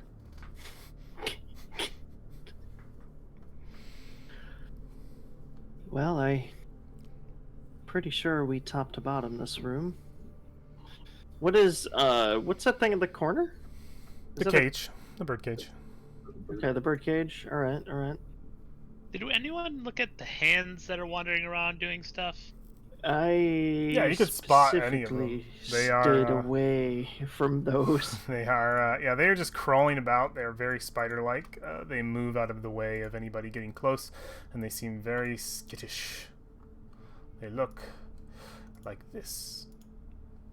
You can see some bone and flesh Also attached. put some of the books that are left out of order and see if the hands fix it. Oh, okay, yeah. You wanna you do that. They none of them react. Okay. Oh, that thing is so gross. God. Yeah, they seem just sort of scattered around, flesh and bone sort of rotted over. So who wants to ask some dwarves for directions? Might as well get to it. That's I'm gonna leave the we've room. gleaned everything we. Yep. What were we doing? What were those dwarves doing? They were not doing much of anything, but they Operating looked some like kind of machine, right? they looked like a cleanup crew, or that was a place where those dwarves were created. There was some kind of machine with tubes and piping. Okay. Well, I get on top of number 40, 44. I think we're 44. And I guess we who wants to knock, or should I?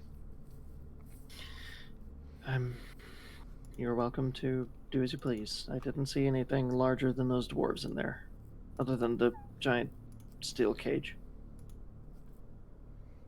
So, flashbang? I'm not familiar with that maneuver. It's like But- 10 towns, but there's only one fireball. Oh, and 10 towns didn't go so well, so maybe we avoid calling it 10 towns. It's also currently not going very well, it turns out. But that being said,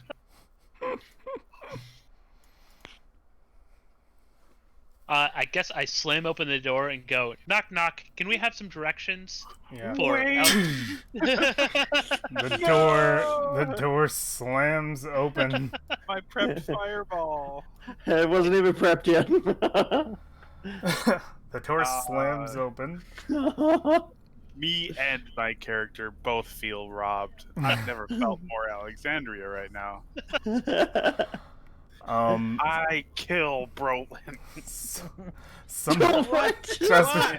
in a fit of rage. You don't have enough fireballs. The last word you will hear screamed into your mortal's shell as it's careened into the maw of this devilish fiend at the bottom of this prison will be Alexandria Junior.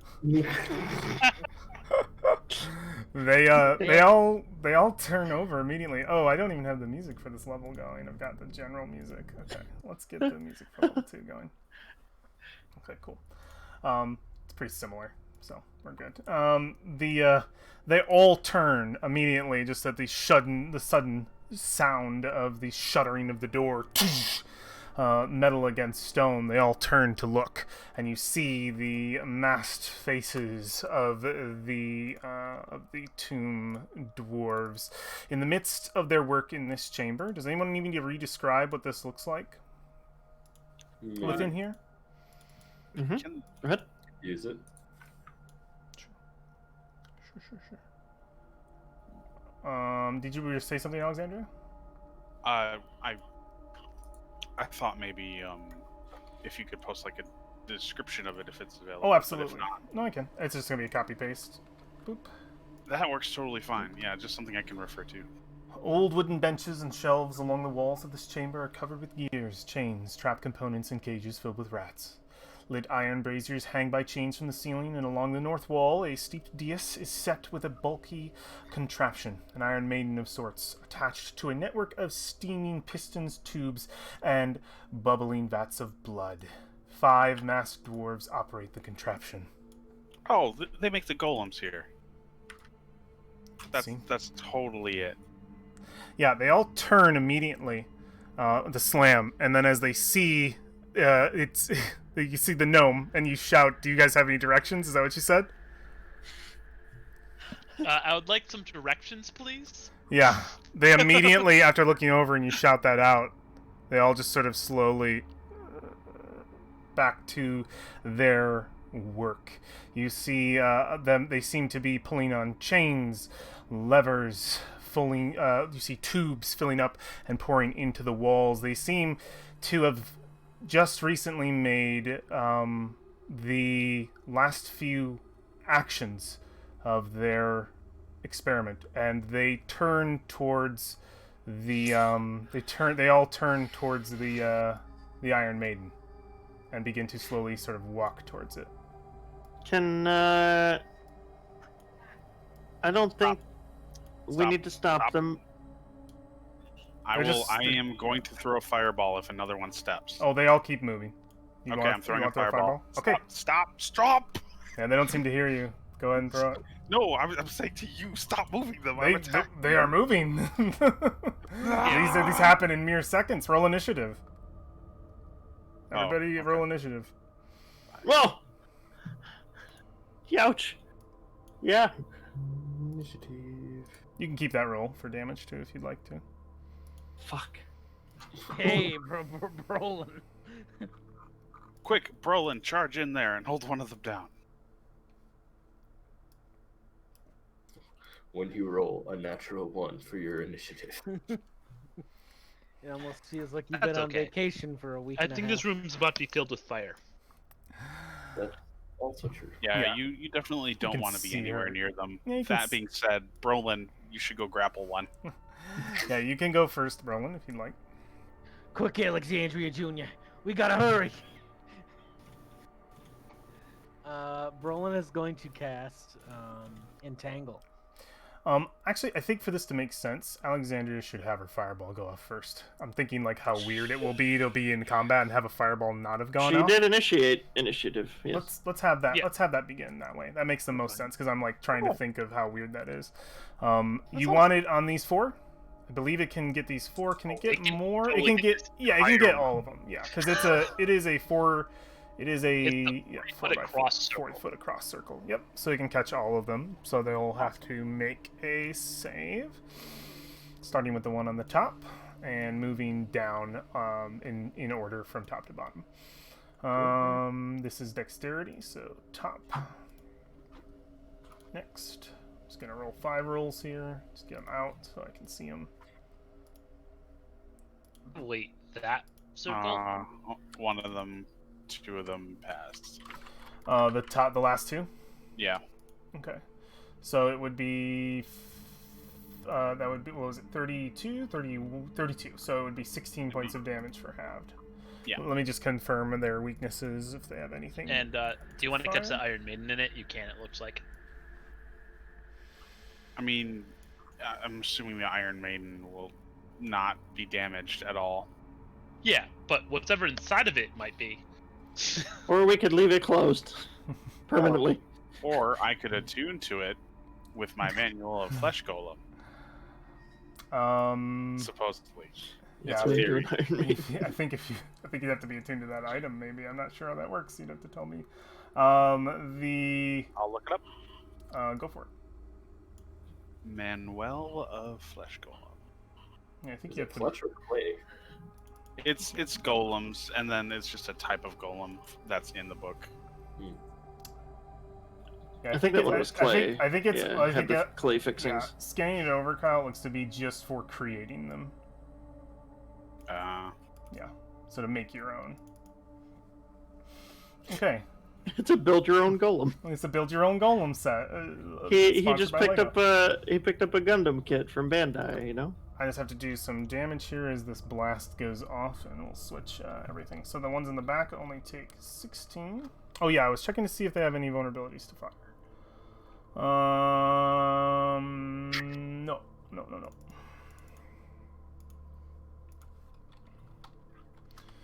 Okay, and then all the rest failed. 12, 4, 12. That's a lot of damage. Definitely is.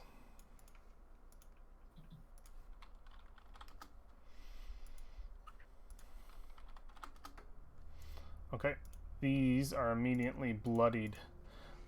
The blast riddles the room with flames. They are all still standing, but many of them are charred or burnt. Very crispy. We'll change the music to the battle track for this level. Go team. Hey, just Okay. teeing it up for us. Very cool. Brolin, you are the first to go after the blast goes off. Okay, I go quick, Alexandria Jr. And I cast Entangle. All right. Where are you? Yeah, where? Oh, there you are. Oh, everybody pick their Yeah. own square, please.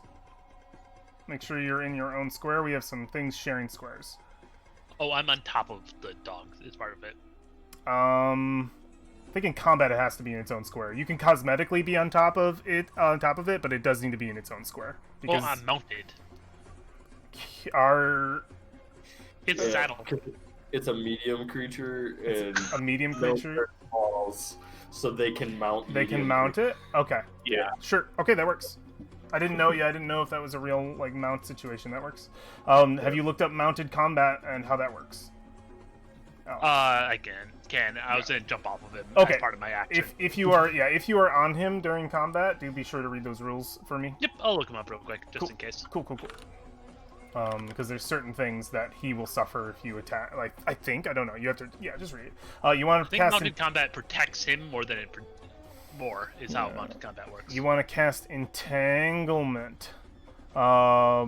Where would you like to put that? That's a 4x4 square, if I remember correctly. So you have this space here, so you could catch 3. You want the back 3? Which is closer? Is this one Do you want- closer to the? Do you want this one? Yeah, I'm trying to figure out who's closest to this Iron Maiden. This one over here, further back. Oh. Ooh, yeah, he's out of my range, but I actually don't see him. I mean, you can center your you can center. I mean, if you don't see him, you don't know he's there. So from what you can see, where do you want to place this? The Yeah, light right. is actually wrong right now, so you might be able to see past that. Let me see right now. So You should be able to see that further. No, that's as far as Brolin's actual vision goes, but you can actually see this Brolin. So if you can see that there's one far into the dark, if you want to put it further back. Yeah, I want to put it further back, stopping him Yeah, from sure. getting close. They all need to make a save. Yes. So, grasping vines and weeds sprout from the ground in a 20-foot square, starting from a point within range. For the duration, these plants turn into the ground in the area into difficult terrain. Creature in the area when you cast the spell must succeed a strength saving throw or be restrained by entangling plants till spell ends. Okay. Creature is restrained by the plants, can use its strength. Okay.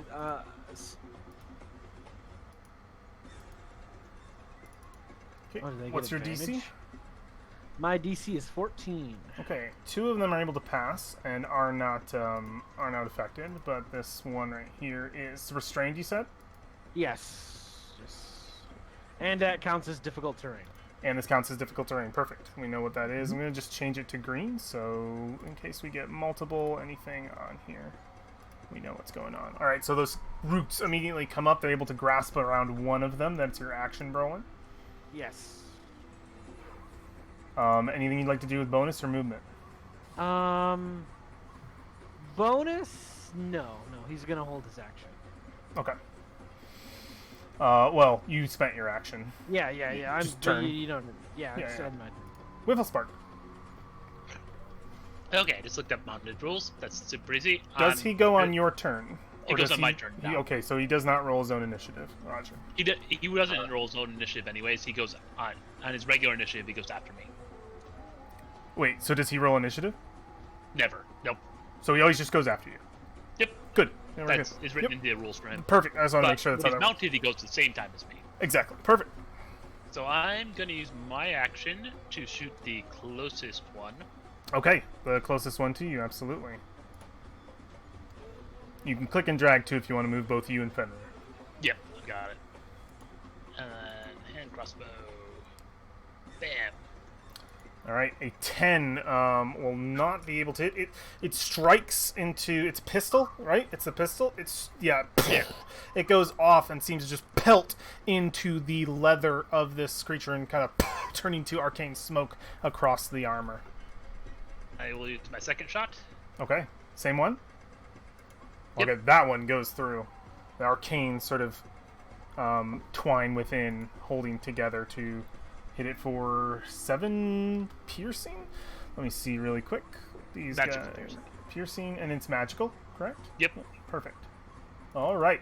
Yep. It goes right through, and we see it pierce the armor, and it just sort of looks down, and then like unreactive, effectively. But yeah, you've ripped through the flesh, and it just looks back up at you. Its weapon beginning to be drawn here. Anything else?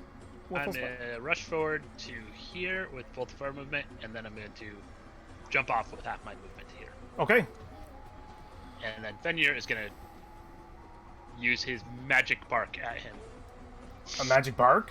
Or just his attack? His force His attack? attack. I like the idea of it being just a and like force echo. It That's is a really force damage, so. cool. Yeah, I like that. You could theme it like that. I think that's awesome. So let's see a strike from him. Whew, that's definitely gonna hit. Alright, it is bloodied. I think it might have already been bloodied, but yeah. It rips into it, sort of. I imagine that bark, and we can see some of the pieces sort of the armor rip apart. And some of the flesh sort of rip off the bone from the forced magic of that echoed bark from your hound. Anything else, Wiffle Spark, or is that all of Fenrir's turn? Fenrir is going to move one more in. He should Okay. be able to. 1, 2, 3. Yeah, he can make it all the way up here if he wanted, but I'm not going to. Actually, I'm going to move him right here, so he's out of the way for war. Okay. These are the dwarves' turns. Alright. They are immediately going to come towards the first hint of living flesh in this room, which is you, Wiffle Spark. So these are going to move here. Wait, one at a time, Ed. Relax. I got into this situation before when I moved too many. I'm thinking of them as one unit too much. It's much easier to do them one at a time. Alright, so we're going to do a Tomb Dwarf attack on you. I'm going to deflect attack with his reaction. The defender imposes disadvantage on the attack roll of one creature it can see within 5 feet, provided the attack roll is creature. No, the defender. Got it. Perfect. It will have disadvantage on the roll. So it is going to. Yeah, it's first going to reach out with its battle axe. As I said, it's going to swing down on you with disadvantage. A 9. Not so. And as he swings down, I think, we get, like, we see, like, the grasp of Fenrir on his arm, like, pulling it back, making the hit quite not as easy enough to dodge. But the other hand comes forward, and you can see this sort of just, under the leather gauntlet, this undead hand of this withered albino dwarf, and it puts it right across your face, and it's going to attempt a life drain on you. And this will be just the first roll. 22. I will shield that away. Okay, and that'll be 19 armor to 24. I have 18 armor now. I 18 armor to 23.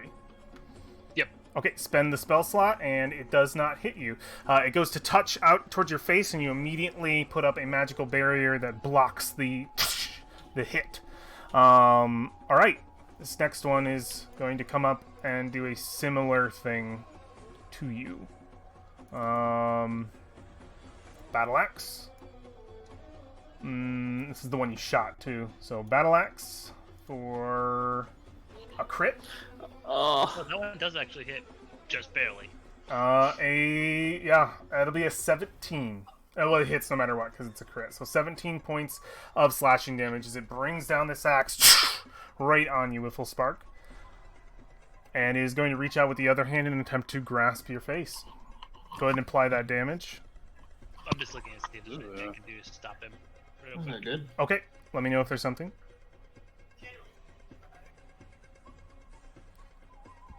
You have any crit canceling effects? I Or don't think I do. War could reactionary make the damage go down?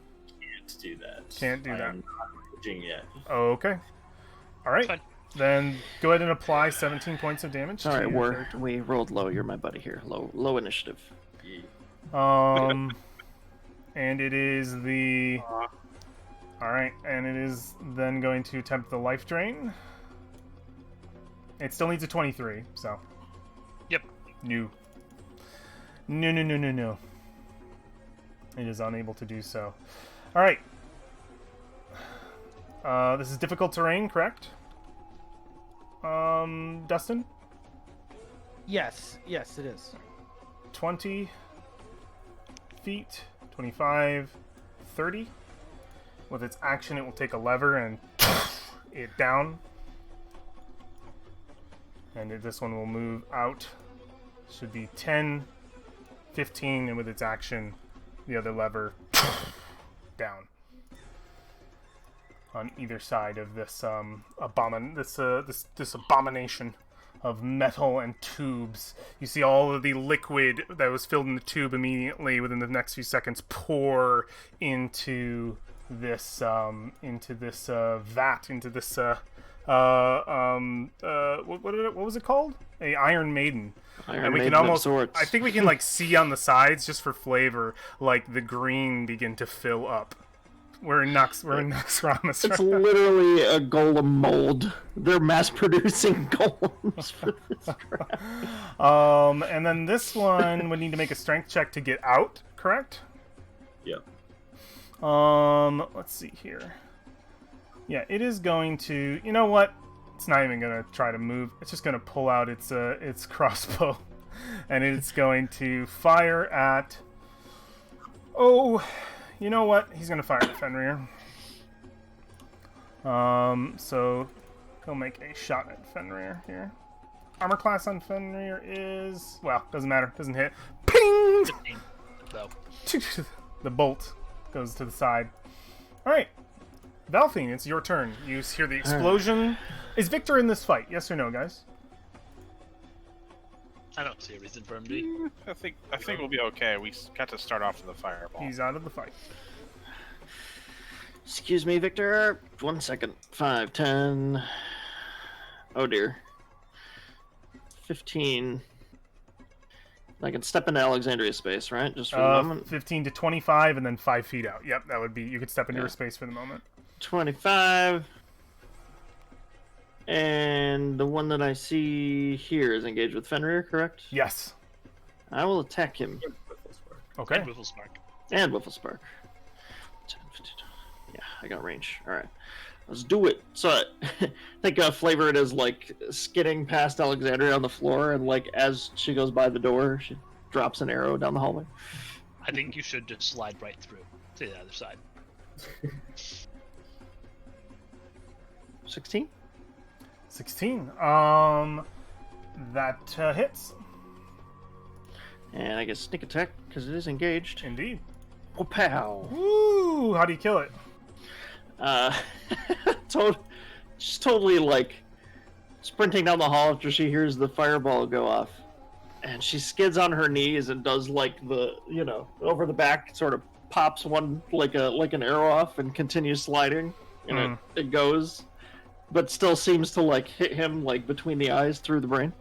Yep, and it just clambers to the ground. It's Iron Axe hitting the floor.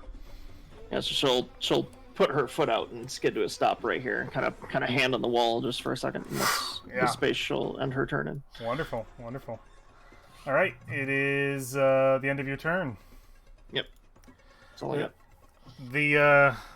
The green of the Iron Maiden fills to its completion, and the tomb dwarves just sort of look up, almost a look of undead admiration towards this thing that they've finally completed. And we see a zombie T-Rex bursts out. I know. The doors of the Iron Maiden crack open, and steam begins to fill the room. Green smoke. And it fills the upper half of the room. Let me just quickly put down a bit here. Boop. Boop. Okay. Let's make sure that worked properly. My vision just got cut off. Yep, it should have, as the smoke fills into this part of the chamber. Perfect. Let me just check something really quick. You hear it makes enough sound. There's no not hearing this. You hear the sounds of heavy metal footfalls make their way onto the stone, and these are heavy. Within the smoke. Sound familiar? As in last night. Heavier. Much Okay. heavier. Oh boy. Well, I guess we got a contender. Alright. Got it. So it'll be yeah. Perfect. It will be I just have to make some moves in the dark here.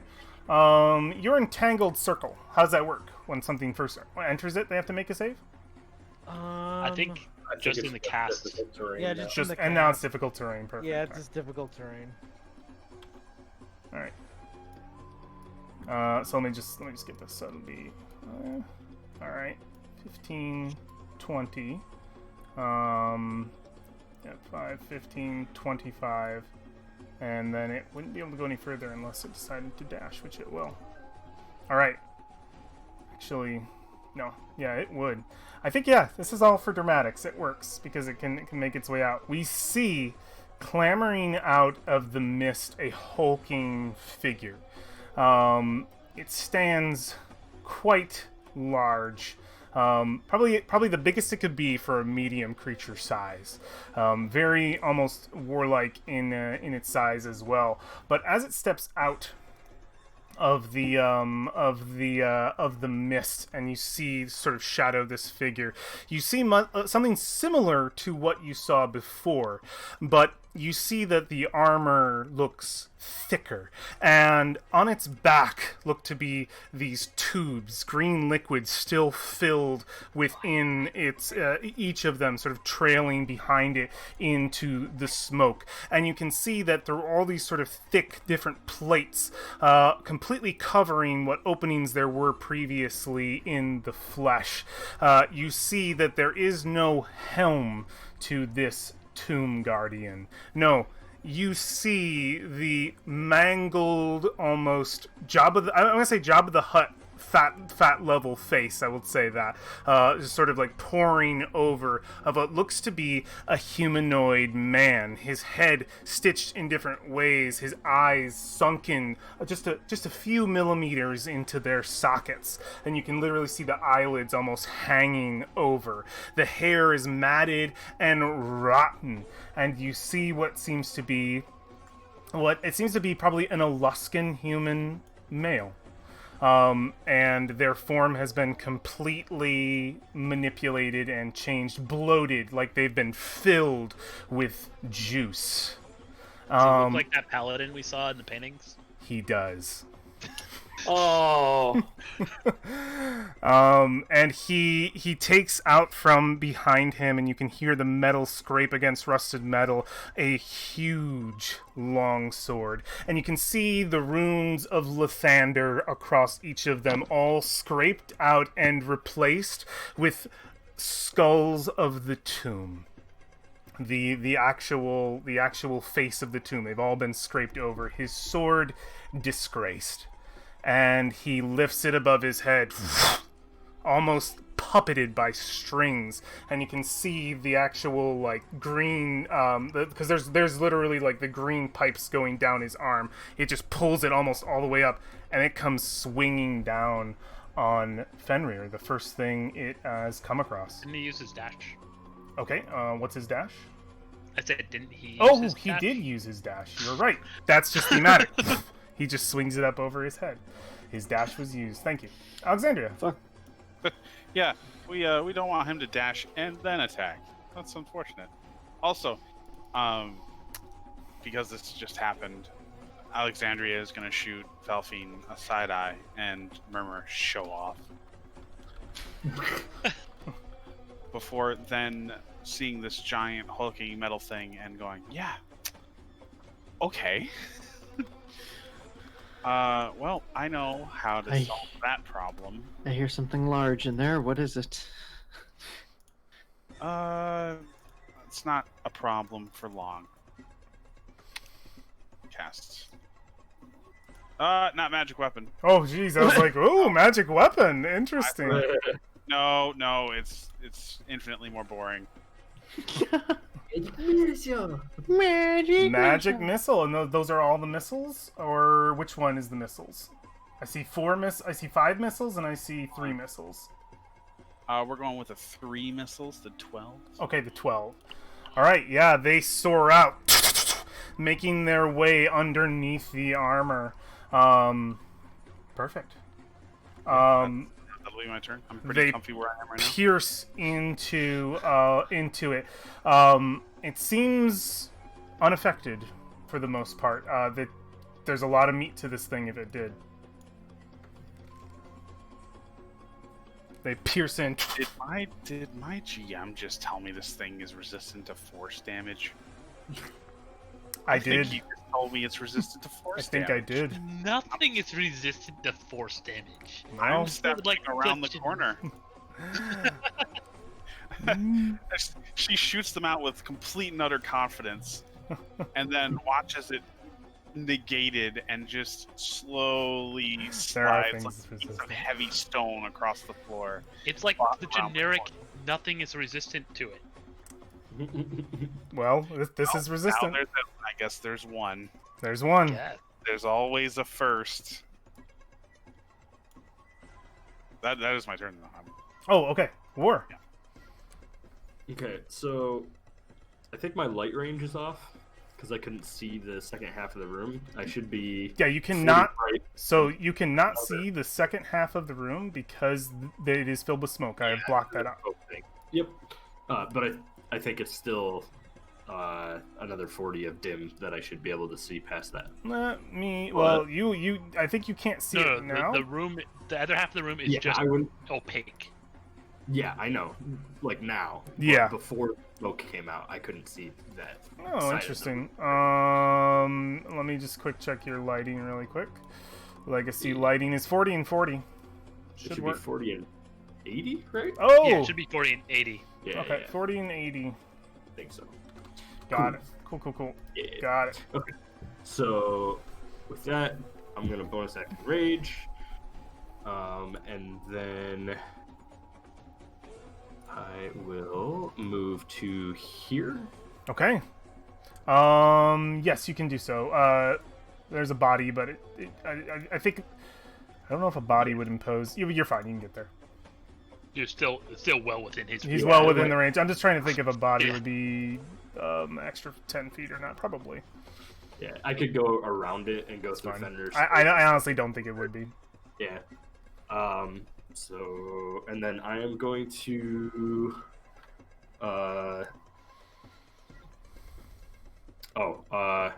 hold my breath, which I can do for an hour. Okay, yeah, that's a free action for sure. Hold your breath. Yep. And then I'm gonna hit this thing Okay.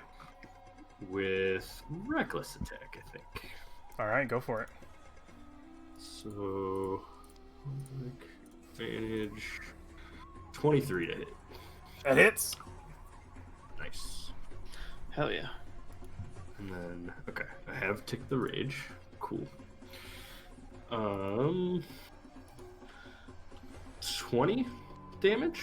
What And- what is the physical damage? Give me the physical and then the fire separate. So 11 physical and 9 fire. Okay, perfect.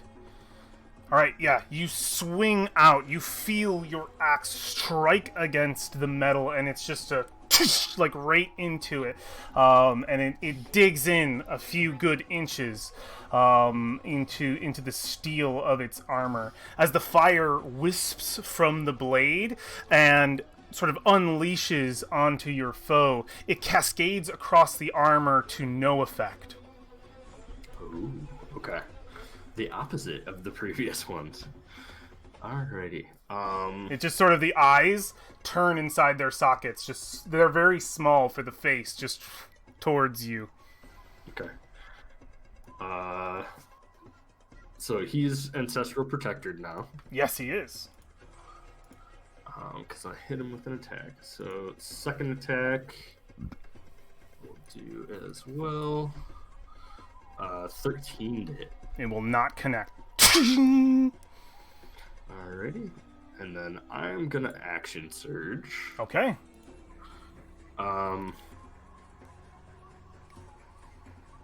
Let's see. The tomb dwarf behind me hasn't been hit yet, other than the fireball, I guess. Yeah, it's weakened, but it's not quite bloodied. 2 hits from you would probably kill it, though. Yeah, that's what I'm thinking. Alright, I'm gonna hit that instead with this round. Advantage. Oh yeah, that 20. hits him for sure. The tomb dwarf. Yeah. Yeah, for sure. So 23. Yeah. 23. Whew. Yep. That messes him up something special. Yeah, your blades go through the way they're supposed to. Right. You rip into this thing. Alrighty. Second attack is a 20. Yeah. Okay, how does he die? How do you immediately kill this thing? Like you go from like 19 like straight up. that doesn't feel right. Go over. Nope, still works.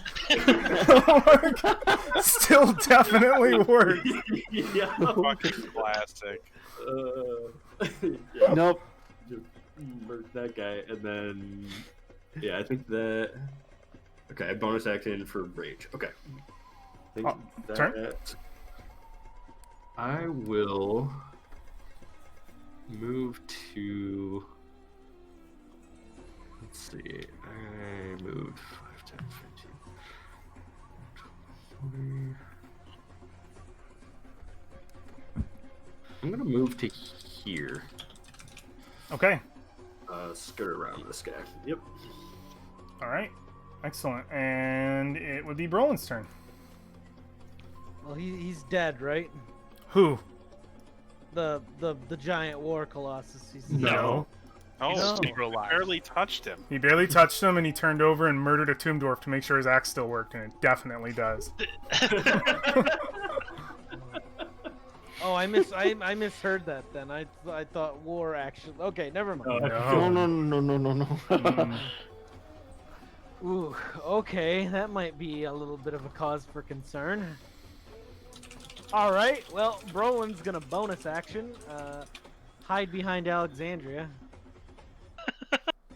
Bonus action? Bonus action, you mean your Yeah. movement? So you're going to use 5, 10, 15 Oh feet no! of movement. Oh, No, where'd you go? You launched somewhere you Uh, shouldn't. Do you need me to pull you in? there you we go. That Do you, yeah, do you know where the fight is? Thank you for deleting that as soon as you could. I know I did. The minute I'm like, ooh, I'm not supposed to be here. Nope. All right, go, robot bro. All right, so So that's your bonus action to shift into raptor. raptor form. Okay, so 5, 10, 15, 20, 25. I'm gonna charge him. Okay. Is that enough? Well, I think you had Um, enough running straight in like this. You're in kind of a weird place to yeah, you had enough running straight in. You're fine. You can Yeah. go right Oh. to that square. Oh, okay, and I charge him. Okay. Yeah. Okay. So, I'm going to, yeah, it's gonna be my pounce. Okay. So claw attack. Okay, so he's gonna do first attack is gonna be claw. Roger. I'm gonna do my. I'm gonna use my inspiration. Okay, yeah. I'll steal your inspiration from you, and you get advantage on the roll. Let it go. Okay. Claw attack. Public roll. Advantage. Okay, yeah. You are able to scrape through the armor and get to some flesh underneath those sheets. Okay. 7 slashing, and my attacks are magical for Okay. passing. Yeah, you rip in with as much ferocity as you can, but you still feel as though you are not able to rip in with the full ferocity of your creature. that So you've now he taken has the to form make of. a DC 12 saving throw or be knocked Saving prone. throw. Indeed. Okay, let me make that for him. Strength, I'm guessing. Strength, right? Yep. Okay. Yeah, he makes it. Never mind. Okay, so I got one more. That was a claw. I got one more claw and one more bite.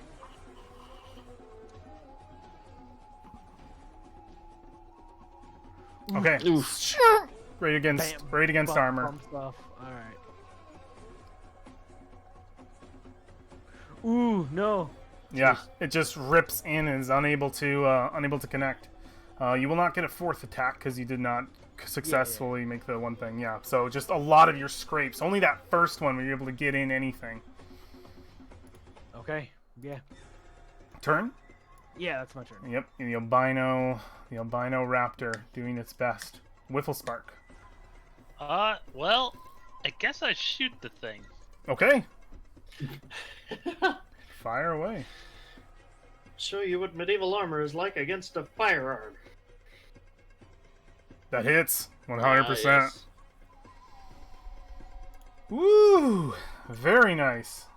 Type of damage? It's just magical piercing. Magical piercing. Magical piercing, perfect. Yep, it goes through. You see it pierce into the armor and into the flesh. You're not sure what effect it had.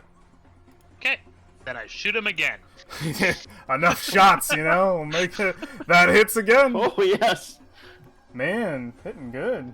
Very nice. Nice. Yep. Second shot blasting into its hull. You can hear each one riddle through the armor, but there's no way to tell what effect it has on the creature past that shielded frame.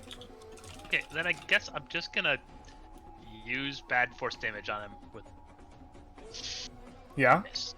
Oh, wait, for what? Oh, But Fenrir.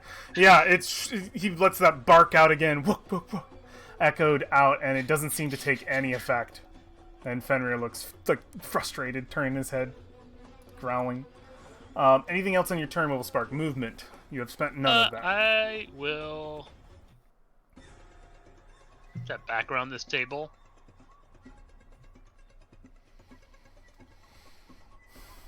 Okay.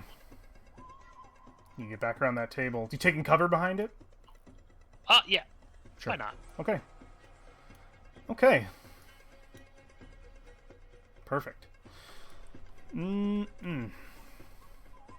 I accidentally closed my dog. There we go.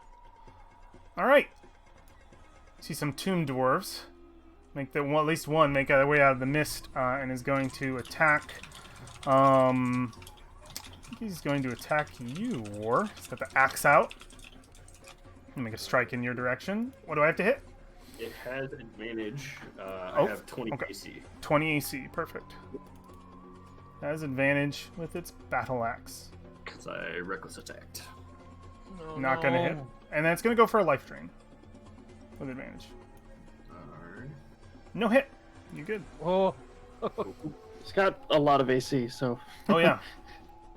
War's beefy boy. our tanky, our tanky He's boy. double shelling it.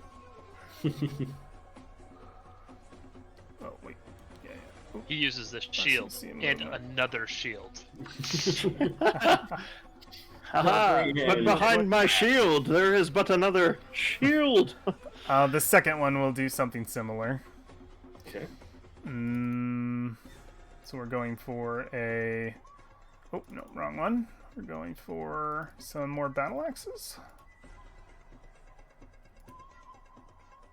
No hit.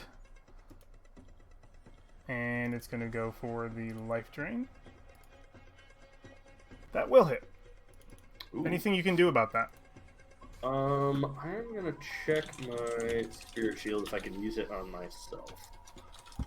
This is the last round, by the way, and we're going to call it. Okay.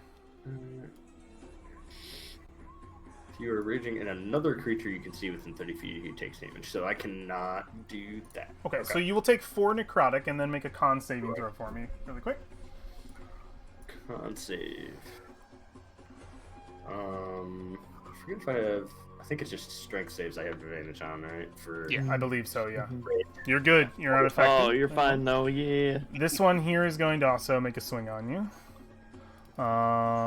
So battle axe. Still advantage. Ooh, 3 slashing, 21. So down to 1. to 1. Half to 1. And then it's going to go for, you guessed it, it's going to reach out a hand and try to steal part of your soul, your life energy. No, don't believe this. He drains himself. Yeah, it goes to reach out, and I think it's not even able to get to you. The grasping vines holding it back. There's no. The finger falls off when it gets close enough. Yeah, it just falls away. I love it. I love it. Nothing. All right. I'll scoot this direction. Oh boy. Is the thing still connected by any tubes to the machines? yeah. Or the... It does seem to have. Well, you're not sure what they're connected to, but they go back into the smoke. Okay. I think from this here, just so I can kind of see the room, just from behind the threshold of the door, I'm going to aim and fire at the hulking beef Okay, master. go for it. Just raid at him. Yeah. Go for it. 22? It hits. And it is a magical weapon. Perfect. It is indeed. And sneak because it's piercing. engaged. Magical piercing. Sneak in. Yep, it is engaged. So you have sneak attack. 19. 19. Oh shit, I rolled 2 ones. Ouch. Does that number come as 1, or do we treat the piercing and the sneak as 2 separate attacks? 2 separate damages? That means a lot here. Uh, I don't know if we can, like, couple it, because there'll be more... Yeah. I want What to know. type of damage is sneak attack? I believe it is the weapons damage, so I think it is coupled with sneak attack. Sneak attack, from what I remember researching in the past. This is extra damage dealt by the weapon Dealt by attack, the weapon, so therefore it's it the should deal same. damage of the same type. Yes. Perfect. So it's the same. Perfect. All right. Yeah, it rips in and is able to pierce through the armor and into the flesh about a quarter of the way.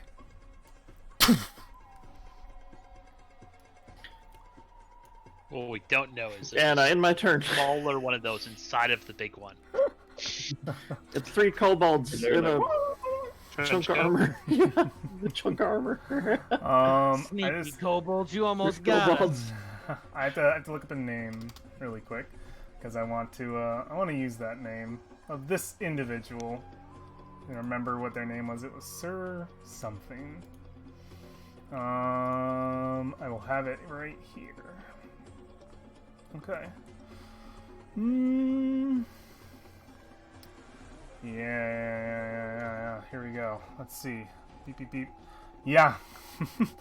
The choked out remains, the face of Lord Brixton. The dead eyes turn in their sockets unnaturally towards you, War. That arm still held in the sky. The sword that he once swung in the name of Lathander looks down on you and now swings in the name of a Sararak. I will make an attack on you, War, with advantage. All right. It's reckless. Ooh. Okay. Not happy. All right. The first one is going to be a crit. Oh. So that'll be a total of 23 halved to 11. Okay. He raises it up again, the tubes pulling at his arm. Straight up. And he goes to bring it down again. He crits again. Oh, 20. What? fuck. So 10. You hear the grinding of something behind him as the tubes back up a third time. A third attack. And he swings down. 19 does not hit. Oh, How do you stop that one? Do you just like grab the blade? Like, He'll like have the shield above his head because he's overheads. Yeah. yeah, the eyes shift down and you see almost a look of annoyance furrow on the brow of the undead Lord Brixton. And that's the first sort of gurgle you've heard from him as he lifts a fourth time and brings it down on you. Are you fucking kidding? It will not hit. You slams down again. You shield against it with all of your might as the steam sort of coming off of the sword. You can see that somehow the fluids getting within it as well turn over and the smoke comes off your shield and it just looks down at you and you can see just a hatred in its eyes towards you, War. That's its turn. Alexandria. Jesus fucking Christ. Okay. I didn't get to see any of that, so I'm not demoralized. You just at all. heard the slams. Just gonna wheel around the corner.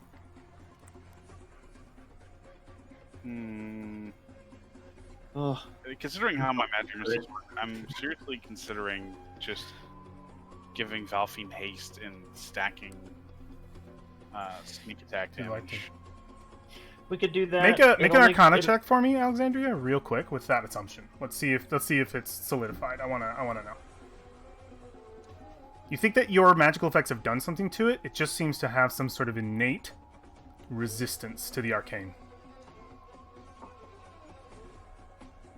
But do as you will with that knowledge. Also, you only get sneak attack once a turn, right?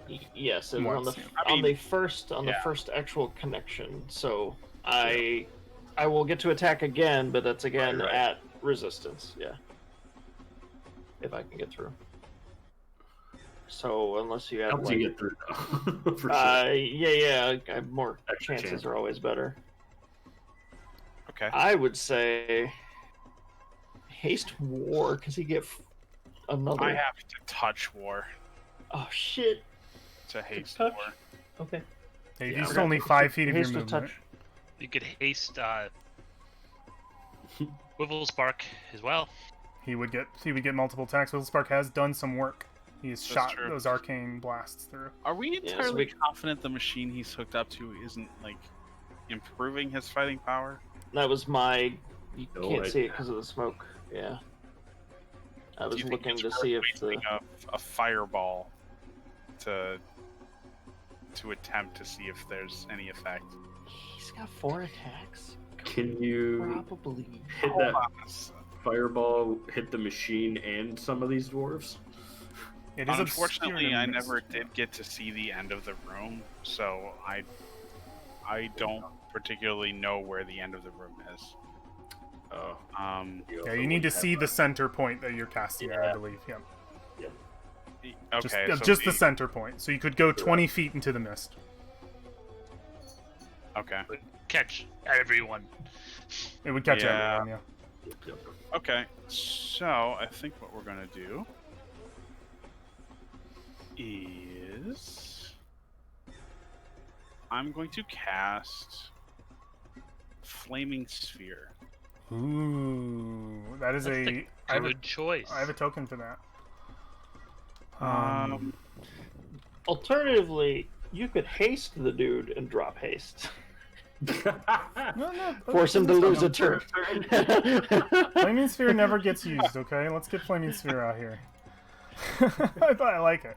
Where do you Okay. want it to spawn? Does that spawn near you, or how's that work? I'm casting it as a 4th level spell, Okay. so that's going to increase its damage quite a bit. And I'm going to plop it. I'm just going to make this Right. controllable by you. Give me one moment. It's just this one ball. You can move this ball. Nice. Okay. Let's see. I'm just double checking to make sure that's not going to hit war. Any creature that ends its turn within 5 feet, so it would hit war there. So I'm just It would. Boop. Okay. okay. And it's going to be a 5th level spell, so it's going to be doing. Kitty. Does it do the damage upon spawning? I think it will when it spawns, but then it's if it ends its turn. Okay. Oh, I know why.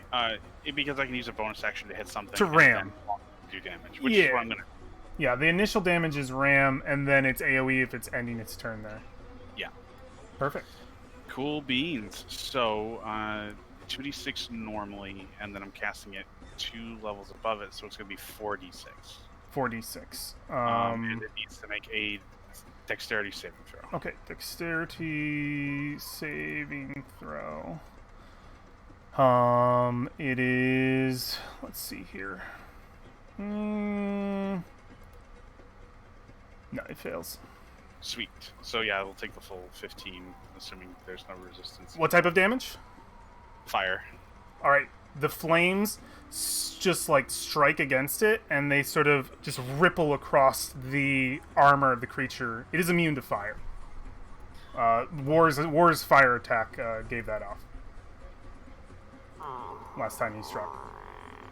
So it will around the edge. Mhm. Well, I mean, that's my turn. Like, Okay, wow. knowledge. It was gained. It is immune to fire. War. Fuck. Okay. Feel a little goaded into that, but alright. Why were you goaded? Flaming Sphere's never used. That's a good spell. I mean, you do you. I can say whatever I want. It's your choice. I know. It's completely up to you. I didn't know how you were going to use it. There are other creatures in this room other than that one. I am going to hit the big dude Okay. with gotta do it, War. reckless Do it. attack. Okay, go for it. That's a crit. Oh, yes! Very nice. Yes! Yes! Very nice. Yes. What is the physical damage? 16 physical. 16 physical. Alright. Yeah, you rip into it with all your might. The flames cascading across it in a similar fashion to Alexandria's sphere of fire. sort of just the flames just sort of rippling off of it, having no effect. It's sort of dispersing that arcane power. Your strike, though, rips into the armor and makes it another good few inches in, and you can feel it hit whatever flesh lies beneath. But to how much that did, you're not sure. Alrighty. I'm gonna turn around and hit the tomb dwarf directly on the opposite side. Okay. With the second one here. The tomb 17. dwarf. Oh, directly opposite. Totally hits. Okay. So that's gonna be 19 19. damage. All right. Yeah, that kills it. Alrighty. And then I'm gonna shield master shove the big guy. The big guy. Oh, strength contest. Contested strength check. Yeah. Okay. So 19. Contested and I have advantage because You of rage. do. Ooh, it's so close. Still up to 18. won. Okay. I wanted to see that too. I think it's just this lock, this lock, as you are just like pushing against it, and it's just pushing back so that you can't take it off of its heels. That is. Do you have any more attacks for? Is that everything? That's your bonus action, 2 attacks, no movement. Correct. All right. I believe that is where the round will end, and where we will be ending our session for the evening, gentlemen. Very good. Okay. Ready. Alrighty, very good stuff. Thank you all for joining me for Tomb. It has been a while. I'm glad we got some RP, we got some combat, we got all the bits and bobs in there. So yes, very interesting. What the message in here? Remember to use Oh, that was mace just next me turn. remember. It's just a reminder, because we're in mid-combat, of what I'm doing next turn. Okay. Yeah. Perfect. If anybody else wants to do that, that's worth doing. All right, we're going to end it there. Thank you to those who've joined us over on YouTube. Thank you guys for playing some D&D with me tonight. Super appreciate that. We will catch you for the next one. Take care. Bye. Bye. Bye.